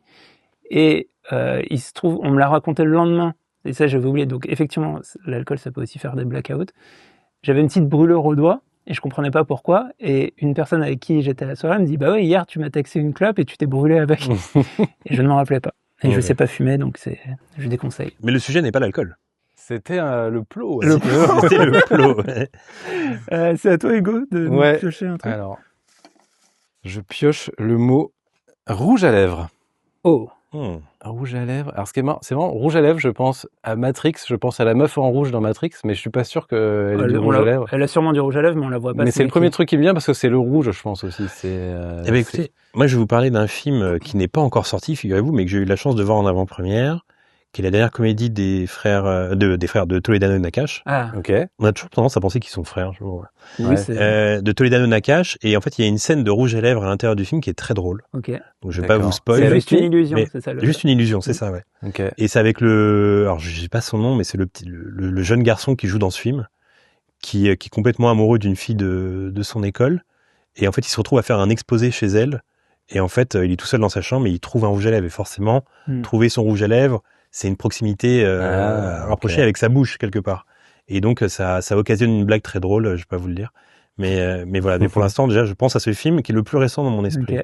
Alors moi ça m'a déclenché quelque chose immédiat et je suis même pas sûr que dans la scène il y ait du rouge à lèvres. Donc je vais vous le dire, vous allez diagnostiquer ce que. Mais j'ai pensé rouge à lèvres, donc j'ai pensé préparation et maquillage. Et ça m'a fait penser à Black Book de Paul Verhoeven, parce qu'il y a une préparation très particulière, où notamment elle se teint les poils pubiens. C'est pendant l'occupation aux Pays-Bas, et elle couchait avec les nazis, et il y a tout un truc, et en même temps elle est juive. Et alors, je l'ai pas revu depuis la sortie. C'est un film que j'ai adoré. Ça vous arrive d'ailleurs d'adorer un film et de ne pas le revoir? Bien sûr. Mais c'est marrant parce que c'était dans le même laps de temps, j'avais vu Black Book, ça a dû sortir entre 2008 et 2010 parce que c'est cette époque. Parce que je l'avais vu quand je bossais dans un vidéoclub à Montréal, et dans la même période de temps, j'avais vu Le Scaphandre et le Papillon qui est terrible à revoir aussi. Ouais. Il y a des films comme ça qu'on a adoré mais qu'on veut pas revoir. Ouais, et encore après là, je sais pas si c'est tant que je veux pas le revoir, en tout cas, je l'ai pas revu. Et donc, faut être dans un mood, quoi. Et voilà, donc, et juste, en tout cas, le rouge à lèvres m'a déclenché cette image de Paul Pubien en train de se faire teindre. Ouais. Et l'autre question que j'avais, mais j'ai pas de film qui correspond à ça, mais ça, on l'a forcément vu dans plein de films, c'est la fille qui écrit au rouge à lèvres sur le miroir de la salle de bain. Ah oui. Ça, c'est un cliché de cinéma, mais évidemment. par contre, j'ai pas d'exemple. Non. Il y a pas ça dans Thelma et Louise? Il y a ça dans Drag Race, mais à part ça. Thelma et Louise. Ah, si, alors par contre, il y a une scène de rouge à lèvres dans Thelma et Louise, il me semble. Suzanne Sarandon, dans la voiture, elle est toute seule et elle veut commencer à se mettre au rouge à lèvres et elle voit une vieille à l'intérieur. Mais tu vois, alors. Et elle arrête. Mais c'est pour ça que le concept est cool, parce que là, on parle de rouge à lèvres, j'ai pensé à Thelma et Louise. Ouais. Et toi, tu me dis qu'il y a une scène de rouge à lèvres, donc c'est-à-dire que quelque part dans notre cerveau, il y a des tiroirs. Il y a une connexion sans que tu qui est un saches peu exactement, empoussiérée. Sans savoir, tu vois. Parce que, alors, ça, je m'en souviens parce que justement dans le podcast, donc vous pouvez, si vous voulez avoir tout le détail, on l'a raconté en entier à Camille Giry, Thelma et Louise. Et donc il y a cette scène d'ailleurs qui est intéressante à analyser, où c'est Suzanne Sarandon qui attend toute seule dans la voiture. Et il y a ce moment de flottement où elle ouvre le rétroviseur interne. C'est pas le rétroviseur, c'est le pare-soleil. Dans lequel il y avait. Et elle commence à se maquiller et elle voit quelqu'un dans le restaurant d'en face, une vieille qui la regarde. Et finalement, elle arrête de se maquiller. Okay. Je pense au Silence des agneaux. Il y a une scène où à la fin, il se met du rouge à lèvres, le tueur. Billy the Kid. Ouais, devant son miroir. Ah oui, il y a toute une scène où il se prépare avec de la musique méga forte derrière. Et il met du rouge à lèvres. Et c'est vrai que, et du coup là, ça me fait penser à, et je ne sais pas s'il y a la scène, mais ça m'y fait penser à Pulsion de Brian De Palma. Et en fait, je pense que dans des scènes où il y a du travestissement, le rouge à lèvres va être surutilisé sûrement avec un gros plan aussi, parce que ça fait partie du kit du travestissement. Alors justement, il y a du rouge à lèvres dans Tango et Cash quand Kurt Russell se travestit pour sortir de la boîte de Oui, en fait, scène de travestissement implique forcément rouge à lèvres. Ouais, il y en a sûrement dans Tenue de soirée, un moment. Oui, est-ce qu'à la toute fin, Michel Blanc se met pas un peu du rouge? Enfin, parce qu'il y a un plan très long sur lui, qui est le dernier plan du film, et je crois qu'il se remaquille. Alors j'en ai un, et vu que vous êtes les spécialistes des comédies françaises, vous allez tout de suite et instantanément me sortir le titre, c'est une évidence. Oula. J'ai un film comme ça où Coluche et s'habille en prostituée. Ah, mais genre un peu vulgaire. C'est Banzai? Ça doit être Banzai. Ou l'inspecteur la bavure, je sais plus. Je crois que c'est l'inspecteur la bavure. Parce qu'il est en infiltration. Et donc il a du rouge à lèvres de partout. Très belle tenue de. Je crois que dans mes souvenirs c'est du cuir rouge. En plus, il n'arrive pas à marcher avec ses talons aigus. C'est marrant. Ah, il est bon. Qu'est-ce qu'il y a d'autre en rouge à lèvres? Alors moi, rouge à lèvres, je pense tout de suite à une actrice en fait, mais je sais pas en quel film. Ça me fait penser à Victoria Abril, le rouge à lèvres. Peut-être dans des Almodovar. Peut-être les Almodovar, peut-être Gazon maudit aussi. C'est sûr. Et c'est marrant d'associer comme ça un objet à une actrice. Ouais. Et c'est marrant parce que je cherchais justement là, on essaye de développer le compte Instagram de Calmos. D'ailleurs, allez vous abonner à l'Instagram de Calmos. Ça me fait des nouveaux formats et je voulais faire des formats avec des motifs visuels qui reviennent, et notamment sur les couleurs et sur quand il y a un petit élément rouge dans le plan, mais pas le plan tout rouge, mais un petit élément rouge. Et typiquement, du coup, je cherchais des plans de rouge à lèvres parce que ça pourrait faire ce contraste-là. Mais j'avais pas encore beaucoup cherché, mais j'en ai pas trouvé. Mais je suis tombé sur Victoria Abril, forcément. Moi, je suis en train de réfléchir à des scènes, et forcément, ces scènes existent dans le cinéma. Ça va être des situations où un des héros du film a eu un accident avec le visage complètement défoncé, puis il y a une sorte de rééducation. Et il y a toujours ce passage où cette personne essaie de se refaire un peu belle devant le miroir, et donc ça tente le rouge à lèvres, mais forcément ça fonctionne pas parce que le visage a changé, quoi. Il y a forcément que ce soit une femme qui est défigurée dans un film, du coup. Oui. Ce qui est pas si courant que ça. Ça me dit quelque chose. La vengeance aux deux visages. Ah oui, non, pardon, vas-y. Parce que ce que tu viens de me dire, ça me fait penser à, pareil, c'est un peu un cliché de cinéma, mais c'est une femme qui s'enlève le rouge à lèvres en frottant de plus en plus fort. Et ça, parce que le rendez-vous a été annulé. Dans Substance, il y a ça. Oui, de Corélie Farja. C'est sûr. Ouais. Donc, il doit y avoir la scène où elle se met du rouge à lèvres et celle où elle l'enlève. Oui, je crois que c'est ça. C'est une scène où elle devient de plus en plus... En fait, elle se prépare à un date. Et en fait, elle se trouve pas assez bien. Voilà, et en fait, et jusqu'à effectivement. Mais quand je vous parlais de ça, je pense que je pensais à The Substance, justement. Ok. Très bien, rouge à lèvres. Et puis même, je pense que alors, c'est paradoxal parce que tu parlais de ton de couleur. Je pense que dans tous les films noirs de l'époque de Katharine Hepburn ou de Humphrey Bogart, il doit y avoir des scènes de rouge à lèvres à la pelle. Du coup, on le voit en noir, quoi. Bah oui. Oui, et d'ailleurs, c'est potentiellement, j'avais lu un truc là-dessus que dans les films en noir et blanc, ils utilisaient d'autres couleurs. Oui, c'est vrai, très vrai. Ah oui, Je crois qu'il y a le bleu qui revient dans souvent. Psychose, le sang, c'est du chocolat. C'est marron, ça a été tourné. Parce que le rouge rendait pas bien en noir et blanc. Ouais, donc, ouais. en fait, donc ça se trouve, ça doit être fou. Alors, par Là, contre, j'ai vous- jamais vu ça d'un film d'époque où tu verrais d'une autre couleur dans le maquillage. Bah, vous connaissez l'anecdote, j'imagine, du sang dans Taxi Driver. Non, je En sais gros, dans pas. la scène de fin de Taxi Driver, quand il tue Sport, vous remarquerez que le sang est un peu marron, il est pas tout à fait rouge. Ouais. Ah. Et en fait, la raison pour laquelle il est marron, c'est que à l'époque, c'était beaucoup trop violent d'avoir du sang rouge. Donc, pour que le film soit moins de je sais plus combien, il fallait que le sang soit d'une autre couleur. Ah oui, ok. Sinon, le sang était rouge. Mais vous regarderez dans Taxi Driver, à la fin, le sang a une couleur assez étrange, orangée un peu, mais pas totalement rouge. Ça me fait penser à une citation de Godard qui disait, je sais plus si c'était à propos de Pierrot le Fou ou d'un autre film, où on l'accusait de la violence, le même type de procès qui a pu être fait à Tarantino ou à Scorsese par la suite. Et il disait, c'est pas du sang, c'est du rouge. Ouais. C'est une bonne Ah, il est Godarderie. fort, Godard. Mais c'est vrai que dans les giallo de Argento, Bava et Là, tout, on est sur le du sang, beau il rouge. est très orange presque. Il est trop épais et tout. C'est juste pour dire, c'est l'idée du sang, mais c'est pas pour faire croire que vraiment que... Dans les giallos, là, on est vraiment dans cette idée de c'est pas du sang, c'est du rouge. On est Ouais. sur du rouge Ouais. profondo rosso. Très quoi. vif. Exactement. Ouais. Profondo Rosso. Petit rêve. C'est à toi, JB, d'en Ouais. chercher un nouveau. Je viens de piocher un rideau. Un Alors, Là, du coup, rideau. je pensais à Psychose, au rideau de douche. Mais alors, oui, bien sûr. Mais Ah ouais. techniquement, ça peut être tous les films parce que tous les films ont des salons dans lesquels il y a des rideaux. Oui, voilà. Ouais. Mais Moi, c'est- je mais visualise il faut- un rideau de théâtre qui s'ouvre justement en rouge. Mais Oui, ça peut être plusieurs formes de rideaux. parler du rouge, Ouais. mais dans Mulholland Drive, quand faut aller ils chercher le sont premier qui te vient à l'esprit. Quand on Ouais, pense rideau. alors. Bah écoutez, moi j'ai finalement c'est alors je dirais pas que c'est un personnage du film, mais presque dans Fenêtre sur cour d'Hitchcock, les rideaux ont une importance parce qu'il faut se cacher du regard des autres Ah, quand on espionne ok. et donc que ce soit les rideaux fermés dans les bâtiments d'en face qui empêchent le personnage principal de les espionner, ou alors le rideau qu'il a lui pour se cacher. Les rideaux ont une vraie importance dans Fenêtre sur cour.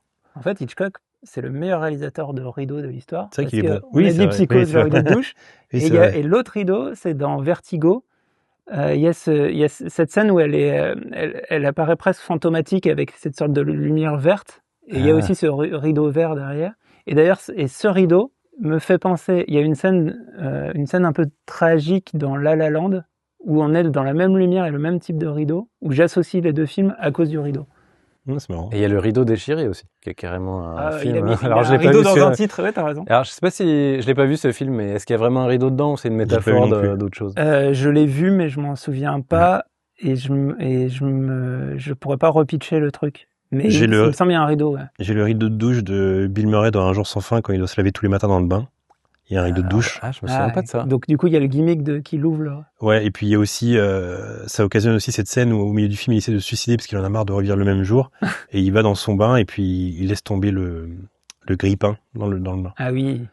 Mais on le voit souvent derrière le rideau de douche. Rideau de douche, ça me fait aussi penser à Fargo, avec la scène au début quand il kidnappe. Enfin, je crois que c'est la femme, elle s'est cachée dans la baignoire et avec le rideau, et en fait il l'attrape dedans. Enfin, il y a un, oui, c'est vrai. Il y a un truc avec le rideau de douche. C'est précis. Ah, attends, j'ai un trou de mémoire du coup. Comment il s'appelle? En plus, j'adore ce film. Il y a oiseau dans le titre ou nid. C'est pas Volot Donne coucou. C'est ce film avec Mel Gibson et Goldie Hawn. Ah, je l'ai pas vu, je pense. Je crois que le titre anglais c'est Burn Man on a Wire. Comme un oiseau sur la branche. Ah d'accord. Comme un oiseau sur la branche. Ça raconte quoi? Il y a une scène. En fait, c'est l'histoire d'une nana qui un jour croise dans une station-service un type qui lui met l'essence et elle se dit mais attends, mais je le connais ce type. On dirait mon ancien mec qui est censé être mort et qui est décédé depuis je sais pas 10 ans quoi. Et donc elle sort et elle est complètement désarçonnée parce qu'elle se dit mais c'est pas possible, c'est forcément un sosie, ça peut pas être mon mec est mort quoi. Et en fait il s'avère que c'est son mec, mais qui était vous savez, il y a des opérations comme ça avec le FBI et la CIA parfois quand on est témoin et qu'on doit être incognito dans une autre ville et puis on coupe tout rapport avec tout le monde sans leur dire. Et donc voilà, puis après il y a une sorte de épopée d'action comme ça qui démarre entre les deux, ils doivent échapper à des méchants et tout. Le film est vachement bien, très bon film des années je crois fin 80, début 90, et il y a une scène où quand ils se retrouvent, ils reparlent du temps passé et du temps perdu pendant que lui il se lave et qu'elle est assise sur les chiottes avec le rideau de douche dans la salle de bain quoi. Mais là, on parle que des rideaux de douche. Ouais, mais c'est peut-être parce qu'il y a plus de rideaux de douche oui, c'est vrai. dans le cinéma que des rideaux. Comme JB disait au début, c'est qu'il y a forcément plein de rideaux, des rideaux classiques, mais qui n'ont aucun impact dans l'histoire. Donc on les remarque pas. Quoi. Alors, en fait, c'est plus les levées de rideaux, les rideaux qui s'ouvrent, mais est-ce qu'il y a l'image, vous voyez le truc genre l'enfant qui se cache derrière un rideau et tu vois juste ces deux petits chaussons qui dépassent. Est-ce qu'on a vu ça au cinéma? Ça me dit rien, mais j'aime bien l'image. Mais tu vois, c'est marrant parce que dès que j'ai pioché le papier, moi j'ai pensé à Massacre à la tronçonneuse. Mais la raison pour laquelle j'ai pensé à Massacre à la tronçonneuse, c'est parce que le véritable Ed Gein, donc qui a inspiré le film, faisait des rideaux en peau humaine chez lui. Ah, okay. Mais ça a pas été, je pense pas que ça a été mis dans le film. Enfin, ils font plein de trucs. Il me semble quand tu découvres la famille et machin. Enfin, en fait, on voit plein de trucs, mais. Oui, quand ils vont dans la maison, on voit que tout est à peu près fait avec il y a des lampes avec des ciseaux, des trucs et tout machin. Tout est un peu dégueulasse. Mais peut-être que ça y est en vrai. Il faudrait que je revoie la scène. Mais il y a forcément une scène de. Bah, je pense que comme t'as dit, la scène la plus culte, c'est celle de Psycho, mais avec un rideau de douche. Mais essayons de trouver une scène avec un véritable rideau. Si, j'ai un truc. Alors encore une fois, tout à l'heure j'ai cité Terminator 2, là je vais citer Terminator 1. Il y a un passage dans le premier où en gros ils font une escale dans un motel, Kyle Reese et Sarah Connor. Et en fait, Sarah Connor en profite pour dormir parce qu'elle est exténuée et Kyle Reese, lui, veille toute la soirée derrière le rideau, comme ça, de la chambre du motel, en train de regarder si le Terminator ne vient pas. Et il est alerté par les aboiements du berger allemand, les bergers allemands qui repèrent les robots dans le film. Alors souvent, il y a des gens qui écartent un petit peu un rideau et qui mettent un œil comme ça pour voir. J'ai Paranoïaque aussi, Paranoïaque qui était une sorte de remake de Fenêtre sur cour avec Shia LaBeouf, qui est d'ailleurs un très bon remake pour ado, je trouve. Je sais pas si vous l'avez déjà vu ce film Paranoïaque. C'est vachement bien, c'est avec ce type qui est un très bon acteur que j'adore, qui joue dans Dancer in the Dark avec Björk, le mec qui vit dans la caravane, là, comment il s'appelle ce gars? David Morse. Super acteur, très sous-coté d'ailleurs, je trouve cet acteur. Ouais. Et c'est lui qui joue le voisin potentiellement meurtrier. Et Paranoïaque, c'est un très très bon remake, je trouve vraiment ciblé pour ados. Et donc Shia LaBeouf joue James Stewart. Il joue James Stewart. Mais en fait, c'est un James Stewart, ça s'inspire de Fenêtre sur cour. Mais c'est un James. En fait, le truc, c'est que. C'est une affiche noire avec des jumelles les deux orange. Jumelles, exactement. Je vois et en fait, dans Fenêtre sur cour, il a une jambe cassée, James Stewart. Et en gros, là, ce qu'ils ont trouvé, c'est qu'il a fait des conneries à l'école ou quoi, et il a un bracelet électronique mis par la police. Donc en fait, il peut pas sortir d'un périmètre. Et ça joue sur le film, c'est assez bien fait. Et vraiment, je vous conseille, je crois qu'il est sur Netflix d'ailleurs. Je vous conseille de regarder Paranoïaque, c'est un très très bon remake, bien sûr, en dessous de Fenêtre sur cour, mais très très bien exécuté. C'est bien quand il y a de l'invention. Exactement. Qui modernise le sans truc que ce soit une copie, en créant de nouveau. Ouais. Et là, j'ai un autre exemple de. Ce qu'avait mal fait Gus Van Sant pour Psycho, je trouve, par exemple. Après, son projet, lui, c'était vraiment de faire du plan par plan, donc c'est complètement autre chose. Ouais. J'ai un autre exemple des chemins bizarres du cerveau. C'est que le truc tu disais dans Terminator, de regarder derrière le rideau, ça m'a évoqué l'image de la vieille dans un petit village qui surveille les gens, enfin qui épie, enfin qui peut être une image de la vraie vie aussi. Et ce chemin m'a amené à Swimming Pool de François Ozon, dans lequel j'ai un souvenir. Je ne pense pas qu'il y ait d'histoire de rideau en vrai, mais il y a ce truc où à un moment elle va se balader dans le village et elle tombe sur, je sais pas, je pense que c'est l'actrice qui a fait ça, peut-être une maladie ou un truc comme ça, qui est comme une petite fille très vieille. Vous avez vu Swimming Pool avec Ludivine Sagni? Non, je l'ai pas vu. Et ben, il y a ce truc, et ça n'a rien à voir avec le reste du film. Et juste à cette rencontre, avec, c'est comme une petite fille très vieille. Et ça, c'est vraiment le genre d'image qui va rester dans le fond de ton cerveau. Alors, c'est une petite fille ou c'est une vieille, du coup, dans le truc? Je pense que c'est juste une rencontre étrange dans le film. Ah ouais. Et c'est un fantasme, c'est une rêverie du personnage. Là, on est un peu c'est comme le personnage un peu type Elephant Man dans Under the Skin, où je pense qu'on a c'est la vraie personne qui a une particularité physique très spéciale. Il y a ce truc, quelqu'un de très particulier. Il y a un côté un peu, comment s'appelle le film avec Brad Pitt, où il vieillit, Benjamin Button. Enfin, je crois que c'est une maladie type Benjamin Button. Okay. Il y a une scène de rideau là qui vient de me revenir, c'est dans L'Arme Fatale 2. Ils sont censés protéger le personnage incarné à l'écran par Joe Pesci. Et d'un coup, il y a un type qui arrive comme ça, un mec dans l'hôtel avec de la bouffe et un chariot. Et en fait, il commence à se battre avec lui et il tombe. Oui, il passe par la fenêtre. Il passe par la fenêtre. Je crois que le rideau vient avec. Mais en fait, je ne pense pas en tout cas, il y a un rideau, c'est sûr, quand il tombe par la fenêtre.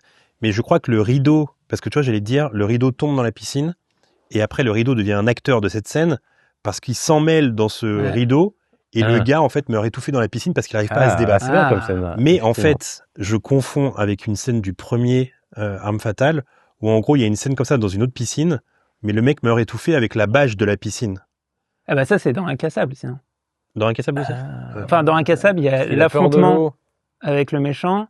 Bruce Willis a peur de l'eau, ils se battent et ils tombent dans la piscine tous les deux. Je me souviens plus. Et il y a tout un truc de suspense avec la bâche. Okay. Mais je trouve qu'on a été bons sur les rideaux. Et il y a des rideaux. Et d'ailleurs, dans Incassable, alors ça, il y a Incassable qui est pour moi vraiment une masterclass de mise en scène. Enfin, c'est extraordinaire dans plein de détails, et notamment sur le sujet du cadrage et de dériver d'idées graphiques de la bande dessinée pour refaire du cadrage. Et il y a ce plan fixe, justement, juste avant cette scène, avec les rideaux qui bougent avec le vent et qui permettent de dévoiler le méchant en plusieurs plans. Et d'ailleurs, c'est marrant parce que j'ai vu un TikTok sur cette scène et l'angle du mec, c'est un Américain qui parle de trucs en disant oui, c'est incroyable de comment Shyamalan construit de la mise en scène avec du hasard et tout.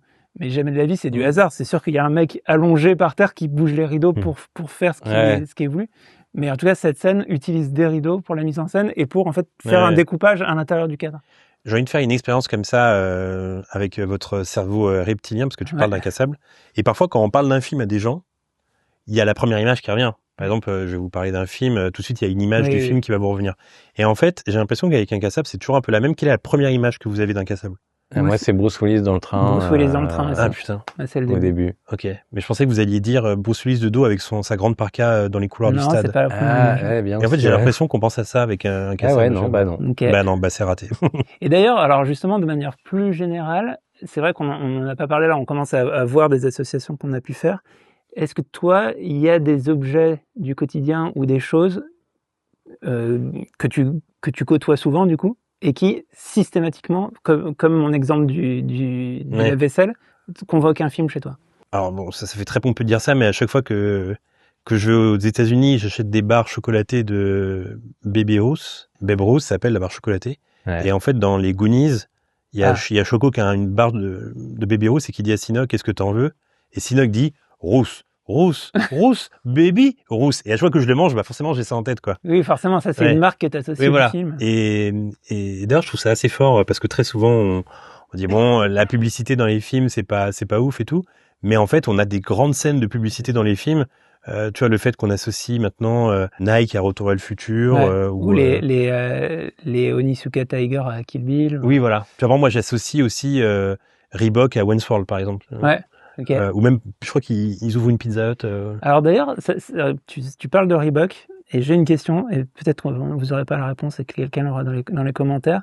C'est une chanson de Vincent Delerme, je crois que c'est dans les films 1973, où il fait plein de références à des trucs. Les films de 1973 ont 30 ans. Ouais, et il parle des Reebok de Rosanna Arquette. Bien sûr. Mais je ne sais pas de quel Reebok il parle. Enfin, c'est quoi, quel film? C'est une très bonne question et j'ai pas. Et je ne sais pas. En fait, et je crois l'avoir plusieurs fois essayé de le googler. Mais Rosanna Arquette, c'est quoi? C'est le Grand Bleu? Peut-être c'est dans le Grand Bleu. Pulp Fiction? C'est dans le Grand Bleu parce que peut-être il mentionne aussi Eric Serra. Ah. Dans la chanson. Ou peut-être que parfois ça peut être aussi un interview qui l'a marqué à la télévision. Ouais. Ou alors peut-être que c'est un fan de Van Damme et qui pense à ce film avec Rosanna Arquette et Van Damme. Si quelqu'un sait, c'est quoi les Reebok de Rosanna Arquette? T'avais déjà googlisé ça? J'ai googlé et je crois pas avoir trouvé. D'ailleurs, on dit googliser ou googler? Moi, je dis googler. Je dis googliser. Je dirais google. En fait, googliser, il y a une notion vraiment d'opération minutieuse, quoi. Google la Wi-Fi? Mais googler, ça... attends, est-ce que vous avez la Wi-Fi ou est-ce que vous avez le Wi-Fi? Je peux dire les deux, en vrai. Ah, ok. Moi, je trouve que les deux se disent. Moi, je dis le Wi-Fi. C'est combini, sinon? Moi, je dis le Wi-Fi et je suis contre les gens qui disent faut pas dire ou le, quoi. On dit ce qui nous est venu. Finalement, parce que personne n'a décidé, on dit le ou. Donc toi, tu fais des carbonara à la crème fraîche, toi. Ah ouais, alors moi je suis très open sur les carbonara. Ah bah vous êtes contre la crème fraîche? C'est pas que je suis contre, mais que c'est la carbonara, c'est une recette. Donc tu fais des pâtes à la crème fraîche, mais t'appelles pas ça des carbonara. Bah t'appelles ça comme tu veux. Oui, bah oui, c'est ça. Mon avis, c'est que c'est ok de manger les deux et que si on a envie d'appeler ça des moi, en fait, voilà, moi ce que je dis, c'est que ce sont des carbonara à la française. Oui, il y a les carbonara italiennes et il y a les carbonara françaises. Ta version de la carbonara. Tout à l'heure, on parlait des remakes. Pour moi, la crème fraîche est un remake de la carbonara. C'est vrai, c'est vrai. Un bon remake. Et un bon remake. Ouais. Et oui, parce que du coup, je pensais aux autres objets du quotidien. Il me semble que tu as une moto ou tu pilotes une moto. Oui, c'est ça. J'ai une moto électrique. Est-ce que tu pilotes ou tu conduis? C'est une bonne question. Je pense qu'on conduit une moto, non? Tu conduis? Ouais. Les pilotes, pour moi, c'est plus les avions ou tu vois, ouais, mais les hélicoptères. Un pilote d'hélicoptère, un pilote d'avion. Pilote de moto, c'est jaloux. Là où je voulais en venir, c'est... Est-ce que je me... Est-ce que tu peux monter sur ta moto sans penser à Terminator 2? Parce que moi, si j'avais une moto, à chaque fois, je penserais à Terminator 2. Alors, c'est très intéressant ce que tu dis parce que ça m'est déjà arrivé d'avoir... J'ai une sorte de comment on appelle ça, de perfecto, enfin j'ai une vieille, un blouson en cuir mais vraiment qui fait très Terminator que je mets très rarement parce que c'est ridicule. Ah oui, pas un truc de moto avec des protections. Non, vraiment un perfecto. Et un jour je me souviens, j'avais mis des lunettes de soleil et en fait j'étais vu dans le miroir et je suis bon, c'est vraiment le T800 cosplay quoi, tu vois. Mais parfois j'aime bien genre marcher dans la rue. Alors ça c'est vraiment un truc de puceau que je fais, attention. c'est une info que je vous livre. Parfois j'aime bien me prendre pour le Terminator et tu sais j'ai la musique et genre je scanne un peu tout ce qu'il y a dans la rue, tu vois. Tu sais, j'ai la musique la musique dans les oreilles. Et tu sais, je vois une image genre comme ça, puis je scanne. Voilà. C'est mon petit plaisir quand je monte dans la rue parfois. Donc non, tu te prends pas pour Schwarzenegger quand tu montes sur ta moto. Non, mais la première fois que j'avais fait les Champs-Élysées, j'avais pensé à John Wick en moto, parce qu'il y a une scène avec les Champs-Élysées, John Wick. Mais non, mais ça, c'est une très bonne question. Est-ce qu'il y a un objet comme ça qui me fait penser à un film Si, il y a pendant un moment, quand je voyais des baignoires, mais un certain type de baignoire, je pensais à une scène de... alors, je sais plus si c'est Double Team avec Van Damme ou un autre film. J'allais dire Les Diaboliques, mais non. Non. Où en gros, il est enfermé dans une chambre et pour faire de l'exercice, il prend un bain, enfin une baignoire remplie d'eau et il la soulève comme ça. Et donc voilà. Et, toi, ça t'arrive, toi, des objets comme ça? Bah, j'ai cherché, mais pas tant, ouais. Et toi, c'était le lave-vaisselle. Après, on parlait des placements produits. Et par exemple, je sais que Émail Diamant, je l'associe à Jacouille dans Les Visiteurs parce qu'il fait, c'est la pâte à dents. Moi, je connais même pas. Crunch. Crunch aussi, quoi. Ouais, alors Crunch dans le 2. Dans le 2. Où là, pour le coup, c'est... Moi, j'adore le 2. Alors, je sais que vous êtes des férus de comédie française. Moi, j'adore le 2. Moi, j'ai un vrai souvenir du 2. On adore le 1, déjà. Oui, le 1, bien évidemment. Mais le 2, je sais qu'il est moins bien que le 1, mais le 2, j'étais allé au cinéma avec mon cousin pour le voir. Et vraiment, pour vous dire, je crois que c'est mon souvenir de barre de rire. Parce qu'on c'est combien de temps après? C'est 93 le premier? C'est 2-3 ans après. Voilà, 2-3 ans. Donc on est encore dans l'ambiance. Ok, c'est dingue et toi tout. Toi non plus, t'as pas vu le premier au cinéma. Non, j'ai pas vu le premier au cinéma. On est trop jeune pour la voir. Par contre, on a exactement l'âge, effectivement, d'avoir vu le 2 avec beaucoup d'attente en plus. Exactement. On va le voir, c'est la fête. Et moi, je me souviens quand on est au cinéma, chaque moment où Jacouille disait ok ou dingue ou crunch, on se tapait des barres de. D'ailleurs, je crois que c'est dans le 2, il y a un truc qui m'avait fait mourir de rire où il va à un mariage et il prend le micro d'un gars, d'ailleurs qui est un acteur connu qu'on voit souvent dans les 8e rôles, le mec avec les moustaches et les cheveux bouclés là, dans Les Visiteurs 2 là, qui chante. Et un visage très particulier. Et il lui prend le micro et puis je sais pas, il répète, il dit Scooby-Doo, un truc comme ça, avec la voix de Jacouille quoi. Scooby-Doo, parce qu'il chantait la chanson Scooby-Doo. Et ça, je me souviens qu'on se tapait des barres mais de dingue quoi. Non, j'ai un bon souvenir. Est-ce que tu l'as revu depuis? Justement, je l'ai pas revu. Ouais. Moi non plus, je l'ai revu il y a quelques années. Et c'est vrai que c'est. Mais c'est pas à cause de Muriel Robin? Non, bah c'est pas que elle, c'est aussi que. Si, j'ai l'impression quand même que ça casse un truc quand même. Quoi. Parce que déjà, moi, il y a un truc que je déteste au cinéma et c'est la même chose pour les séries. C'est en fait nous faire croire qu'un acteur est toujours le même personnage alors que c'est un autre acteur. Ah bah ça c'est horrible. Dans les séries, parfois ça arrivait que quelqu'un n'est pas reconduit pour une saison. Ouais. Et tu tapes la saison 2 et c'est le même personnage, mais c'est plus la même personne. T'es là, genre, bah, attendez, vous me prenez pour un fou, quoi. Et là, c'est la même chose avec Les Visiteurs, finalement. Ils auraient dû faire un nouveau perso, quoi. Ouais. Et en plus, c'est vraiment dans la continuité parce que on reprend vraiment à la fin du 1. C'est ça. Et donc, ça a pas de sens. En fait, je trouve ça fou comme décision. Moi, limite, il aurait fallu enlever le Mercier. Bah oui. Et à la limite, mettre Robin et que c'est un autre personnage, quoi. Ouais. Il y a la variante chelou qui a été faite avec Friends de changer une VF. Oui, c'est vrai. Alors ça, c'est... Et c'est pour des histoires de salaire, je me rappelle. Ouais, ils demandaient trop. Oui, puis en plus, c'est l'époque où on n'avait pas vraiment accès aux sous-titres, quoi, parce que ça passait à la télévision. Ouais. Après, t'as le truc de faire comme les Wachowski, genre, tu sais, l'Oracle, elle est morte entre le premier, enfin, l'actrice qui joue l'Oracle, elle est morte, donc ils ont réécrit en disant, j'ai changé de visage, machin. Et bah, c'est très bien. Ils prennent en compte, enfin, on prend en compte le truc dans l'écriture du scénario, et c'est cool. Pioche un autre papier, c'est à mon tour. Je pourrais faire ça jusqu'à l'infini, puis je fais des papiers. Ouais. Moi, j'en ai un beau. Ah. Ça me vient pas tout de suite, là. Enfin, j'ai un visage d'un acteur en particulier. Ah, c'est quoi le terme, c'est cigare. Moi, là, j'ai Robert De Niro, je crois, dans Les Incorruptibles, en Al Capone, il fume le cigare à un moment. Ouais. En tout cas, c'est cigare, c'est le premier truc qui me vient. Alors moi, Cigare, c'est une série télé, c'est l'agence Tourisque. Mais du coup, il y a eu un film. Je sais même plus qui joue le mec au cigare, du coup. Ouais. Je me demande si c'est pas Liam Neeson. C'est vraiment pas top. Mais si, il y a Liam Neeson dedans, c'est sûr. Ouais, ok. Ouais. Et je m'en ai aucun souvenir. Mais je sais juste que j'associe le cigare à ce personnage-là. Le président, le boss d'Acme dans Roger Rabbit ne fume pas un cigare. Ah, ok. Ouais, c'est très possible. Ouais, les producteurs de cinéma. Producteurs de films. cinéma, et j'allais dire John enfants. Goodman, sûrement dans Panic à Florida Beach. Je crois que dans Panic à Florida Beach, il y a une scène de plot dans lequel on parle. C'est très possible. Ah oui, mais alors le plot, pour le coup, pas un plot. Tout se recoupe. C'est plutôt le porte-voix. C'est un porte-voix. Enfin, Ok, d'accord. j'imagine plus ça. Mais il y a une scène comme ça dans le film. Parce qu'il y a ça sur les tournages. Ouais. Enfin, il y avait ça sur les tournages. Alors d'ailleurs, super film de Joe Dante. Très bon film. Film pour cinéphiles. Ça se passe dans les années 50 et pendant la peur d'une attaque nucléaire. Que je possède en Blu-ray, ce qui n'a pas de sens. Parce que ça fait le job en DVD. Ouais. On n'a pas besoin d'une image ou de définition. Ah, mais ouais, non. Mais cigares, il y en a partout, c'est évidemment. Alors j'ai aussi l'image de Cigare. le truc avec le coupe-cigare là. Ah, dans Mission Impossible 2, je crois, il y a une histoire d'un méchant qui a un coupe-cigare et il coupe les doigts de ses employés, ou je sais plus quoi.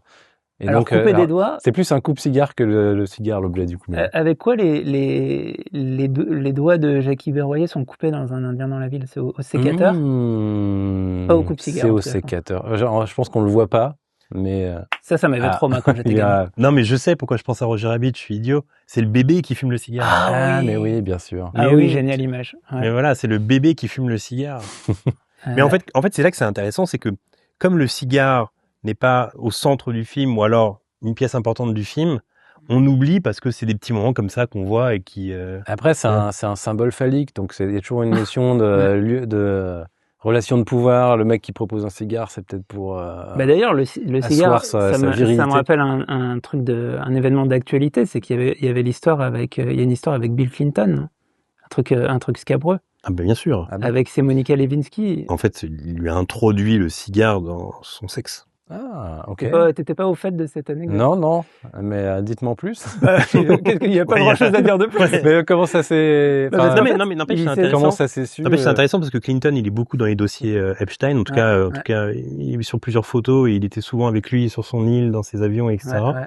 Et le fait que ce soit un féru de sexe comme ça, et en plus du sexe vraiment... son kink, c'est de mettre un cigare dans une chatte, quoi. Oui. Donc il y a vraiment un truc de... Un de ses kinks. Je pense qu'il a le profil pour être coupable. Oui, il y a un peu un délire comme ça, quoi. C'est l'histoire la plus célèbre de cigare sur Terre, je crois. Tu la connaissais pas d'ailleurs, cette histoire, du coup, c'est pas si... Moi, ça m'a toujours fait un truc un peu parce que du coup, j'ai l'image un peu du cigare mouillé. Et je sais pas, ça me fait un truc bizarre, quoi. Je me dis, ça me met un peu mal à l'aise. Il faut que ce soit un cigare bien, mais bien non, mais dense. J'imagine qu'il ressemble, pour qu'il puisse l'introduire, de toute façon, faut qu'elle soit excitée. Ouais. C'est un autre podcast, là, coup. Ouais. Il se passe quelque chose, là. Je m'attendais pas à ça. Là, ça a glissé. Mais... Là, ça parle de mouille de cigare et de... Non, mais après, il consomme pas le cigare, de toute façon. C'est juste une... si, il peut le consommer pour après, je sais pas ce qu'il a fait. Pour le kink ultime, à la fin, il le fume. Mais j'avoue, délire, en vrai. J'avoue que ce qui est génial, c'est que du coup, cette anecdote, à un moment, avec même la sténographe et tout, qui doit tout noter dans un tribunal, quand le truc sort. Je pense que les sténographes, ils ont l'habitude d'écrire des trucs dégueulasses. Des trucs ignobles. Ouais. Sténographe, d'ailleurs, vous pensez à un film? Je pense à un film sur ça, qui s'appelle Populaire, avec Romain Duris, ouais. Mais elle est pas sténographe, c'est juste machine à écrire. Ah non, oui, c'est un concours de machine à écrire, c'est pas du sténo, ouais. Au contraire. Moi, sténo, je pense à l'affaire O.J. Simpson. Que j'ai suivi en long et en large, même un peu à l'époque. Ah. Et... Moi, j'ai vu la série American Crime, je sais plus quoi. Sur Netflix? Oui. Non. Parce qu'il y a eu documentaire sur Netflix, mais il y a aussi une très bonne série de fiction sur l'affaire O.J. Simpson. Alors, et c'est marrant parce que ce qui est une anthologie, la saison 1, c'est sur O.J. Simpson, et la saison 2, c'est sur l'affaire Monica Lewinsky. D'accord, donc en fait, la saison 1, American Crime Story. C'est avec David Schwimmer, c'est ça? Oui. Et Cuba Gooding Jr. Schwimmer joue l'avocat. Kardashian. Il joue l'avocat Kardashian. Mais moi, ce que j'avais aimé et ce que j'avais adoré, c'était, je pense d'ailleurs que c'est le plus grand série documentaire que j'ai vu dans ma vie, qui était passé sur Arte. Je crois que c'est O.J. American Story, un truc comme ça. J'allais dire How to Make It in America, mais c'est pas ça. Il y a Made in America, non? Ouais, il y a America dans le titre. Made in Amazing, nous l'a recommandé. Mais c'est incroyable. Vraiment. C'est formidable. Ça fait 2 personnes. Il va falloir s'y mettre. Mais c'est vraiment. D'ailleurs, je me suis procuré en DVD. C'était très dur de le Même en connaissant très bien l'histoire, parce que toi, du coup, tu connaissais très. Bah oui, parce qu'en fait, ça replace aussi ce qui est très intelligent dans cette série documentaire, c'est que ça replace le contexte de l'époque et pourquoi O.J. Simpson a pu être innocenté. Et il y a un énorme contexte racial, en fait. Bien sûr. C'est devenu un et en sujet. fait, ça a joué de fou, en fait. Ouais. Et c'est hyper intéressant. Attends, on était sur quel... C'était le cigare. Le cigare, oui. Le cigare. Mais tu vois, c'est marrant parce que, en fait, le cigare, on a parlé de plein de... Et tu vois, comme quoi ça peut être un biais cognitif, on a parlé de plein d'histoires glauques. Le cigare dans le vagin de Molinsky, de O.J. Simpson. Tu sais, on parle de plein de trucs glauques, comme si le cigare renvoyait une image de mec un peu libidineux, un peu, tu vois, genre j'ai trop de pouvoir. Alors que, comme tu l'as dit, ça peut être tranquillement fumé par un bébé. Oui, voilà. Mais le cigare, ça renvoie toujours une... Tu sais, moi, pareil, parfois quand je marche dans la rue et que je vois à des terrasses des mecs qui fument des cigares avec cette odeur, parce que le cigare, ça prend vraiment... L'odeur, elle prend ça tout, prend de quoi. la place. Et ça prend de la place. Et tu sais, ils sont toujours un peu, genre, tu sais, chaîne en or. Il y a toujours un truc un peu dégueulasse, je trouve, avec le cigare. Et puis un truc pompeux pour que tu te prends de fumer un cigare devant tout le monde. Tu veux renvoyer une image, quoi. J'ai un super cigare festif. Ah. Évident. Vous allez dire, mais oui. Ouais. Independence Day. Ah bah oui. Quand il vient de cogner le... Ah non, attends. Non, à la fin, en fait, c'est le rituel. Alors mais oui. Il est dans la poche, c'est ça? Ouais, c'est le rituel de Will Smith. À la fin, on un cigare et ils font péter les cigares à la fin. Il y a tout un truc. Mais alors, c'est ce film-là où en gros, il garde le cigare dans la poche pendant tout le film et il le fume à la fin? Ouais, je crois. Parce que ça me dit un truc, ça. Ouais, il y a ce paiement-là. En fait, alors, c'est un film que j'ai vu plein de fois, mais pas depuis les années 2000, quoi. Okay. Enfin, c'est un des films cultes des années 90. Ouais, c'était trop bien. Et ouais, il me semble qu'il y a ce truc de s'est installé, il y a un rituel autour du cigare, et t'as vraiment ce truc très jouissif à la fin de, allez, on fait péter nos cigares. Ah, mais attendez, il fume pas un cigare Schwarzy dans Predator 1? Alors, c'est marrant, j'y ai pensé en même temps que toi. Ouais. Alors, je sais pas si c'est Predator, mais je vois Schwarzenegger avec un cigare, un gros gun. Oui, c'est ça. Ouais. Mais peut-être même, Predator, il y aurait pas cette image dans dans Predator, il y a les plans où on les voit avec leur nom, où c'est à la fin du film. Oui, on dirait une série télé. Ouais, on va un peu série télé. J'imagine bien. Il y a forcément un cigare, c'est sûr. Parce que je ne vois pas avoir un cigare au milieu du film, ou alors c'est où il est. Mais en tout cas, je suis presque persuadé à 100% que c'est dans Predator, mais comme tu l'as dit, David, peut-être que c'est une scène de fin où on le voit rigolant avec un cigare. Ouais, je vois bien. En fait, ça fait un peu même. Tu t'imagines. En fait, je vois bien aussi des mecs couillus de Cameron dans, je sais pas, dans Alien 2 ou des qui débarquent avec un cigare et des gros guns en disant voilà, genre, on va péter des gueules. Et sinon, il y a l'autre type de cliché au cinéma, mais pareil, là, je peux pas citer de titre. C'est genre les hommes qui vont ils se retirent après le repas pour aller fumer le cigare dans le bureau entre eux. Oui. Mais ça, j'ai l'impression qu'on voit souvent au cinéma. Avec un verre de cognac. Ouais, voilà. Mais moi, j'ai pensé à un film, là, je suis presque sûr qu'il y a un cigare. C'est Tom Cruise qui parodie Joel Silver dans Tonnerre sur les tropiques. Je suis sûr qu'on doit le voir avec un cigare. On a un producteur de cigare. On doit le voir avec un cigare dans le film, c'est sûr. Ouais. Les Grossman. Donc oui, en gros, ce qu'on apprend avec votre podcast, c'est que vraiment le cigare, c'est associé à la testostérone, quoi. Ouais. Comme disait Hugo, symbole phallique. C'est un symbole, ouais. Bon, bah, du coup, on en a fait un certain nombre. C'est peut-être la fin de l'épisode, non? Ah, mais c'était bien. J'ai pris un grand plaisir. Je pourrais continuer pendant des heures. Bah, sinon, on en fait un autre? On enchaîne? Pourquoi pas? Ouais. Et pourquoi pas? Allez. Je suis chaud. J'ai rien de prévu, je suis chaud. Bon, bah, on peut faire un autre épisode. Allez. Eh ben, enchaînons. Merci d'avoir regardé ce premier épisode. Je prends le lead sur le podcast d'un coup pour finir. D'avoir regardé ou écouté. Bah, merci d'avoir regardé, merci d'avoir écouté. Abonnez-vous à l'Insta de Calmos, à la chaîne YouTube de Calmos. Putain, il fait ça. J'ai oublié des choses? Non. Lâchez un peu un tip sur Tipeee. Des tips, lâcher de l'argent, c'est ça? De Vous l'argent. faites quoi de cet argent? C'est pour financer ou c'est pour vos petits plaisirs personnels? Tu crois que ça se finance comment les saladiers? Oui, c'est vrai, voilà. Le Tipeee, c'est pour ça. Non, mais sinon, des étoiles, des commentaires, tout ça, puis voilà. Merci d'avoir écouté, merci d'avoir regardé, et à bientôt.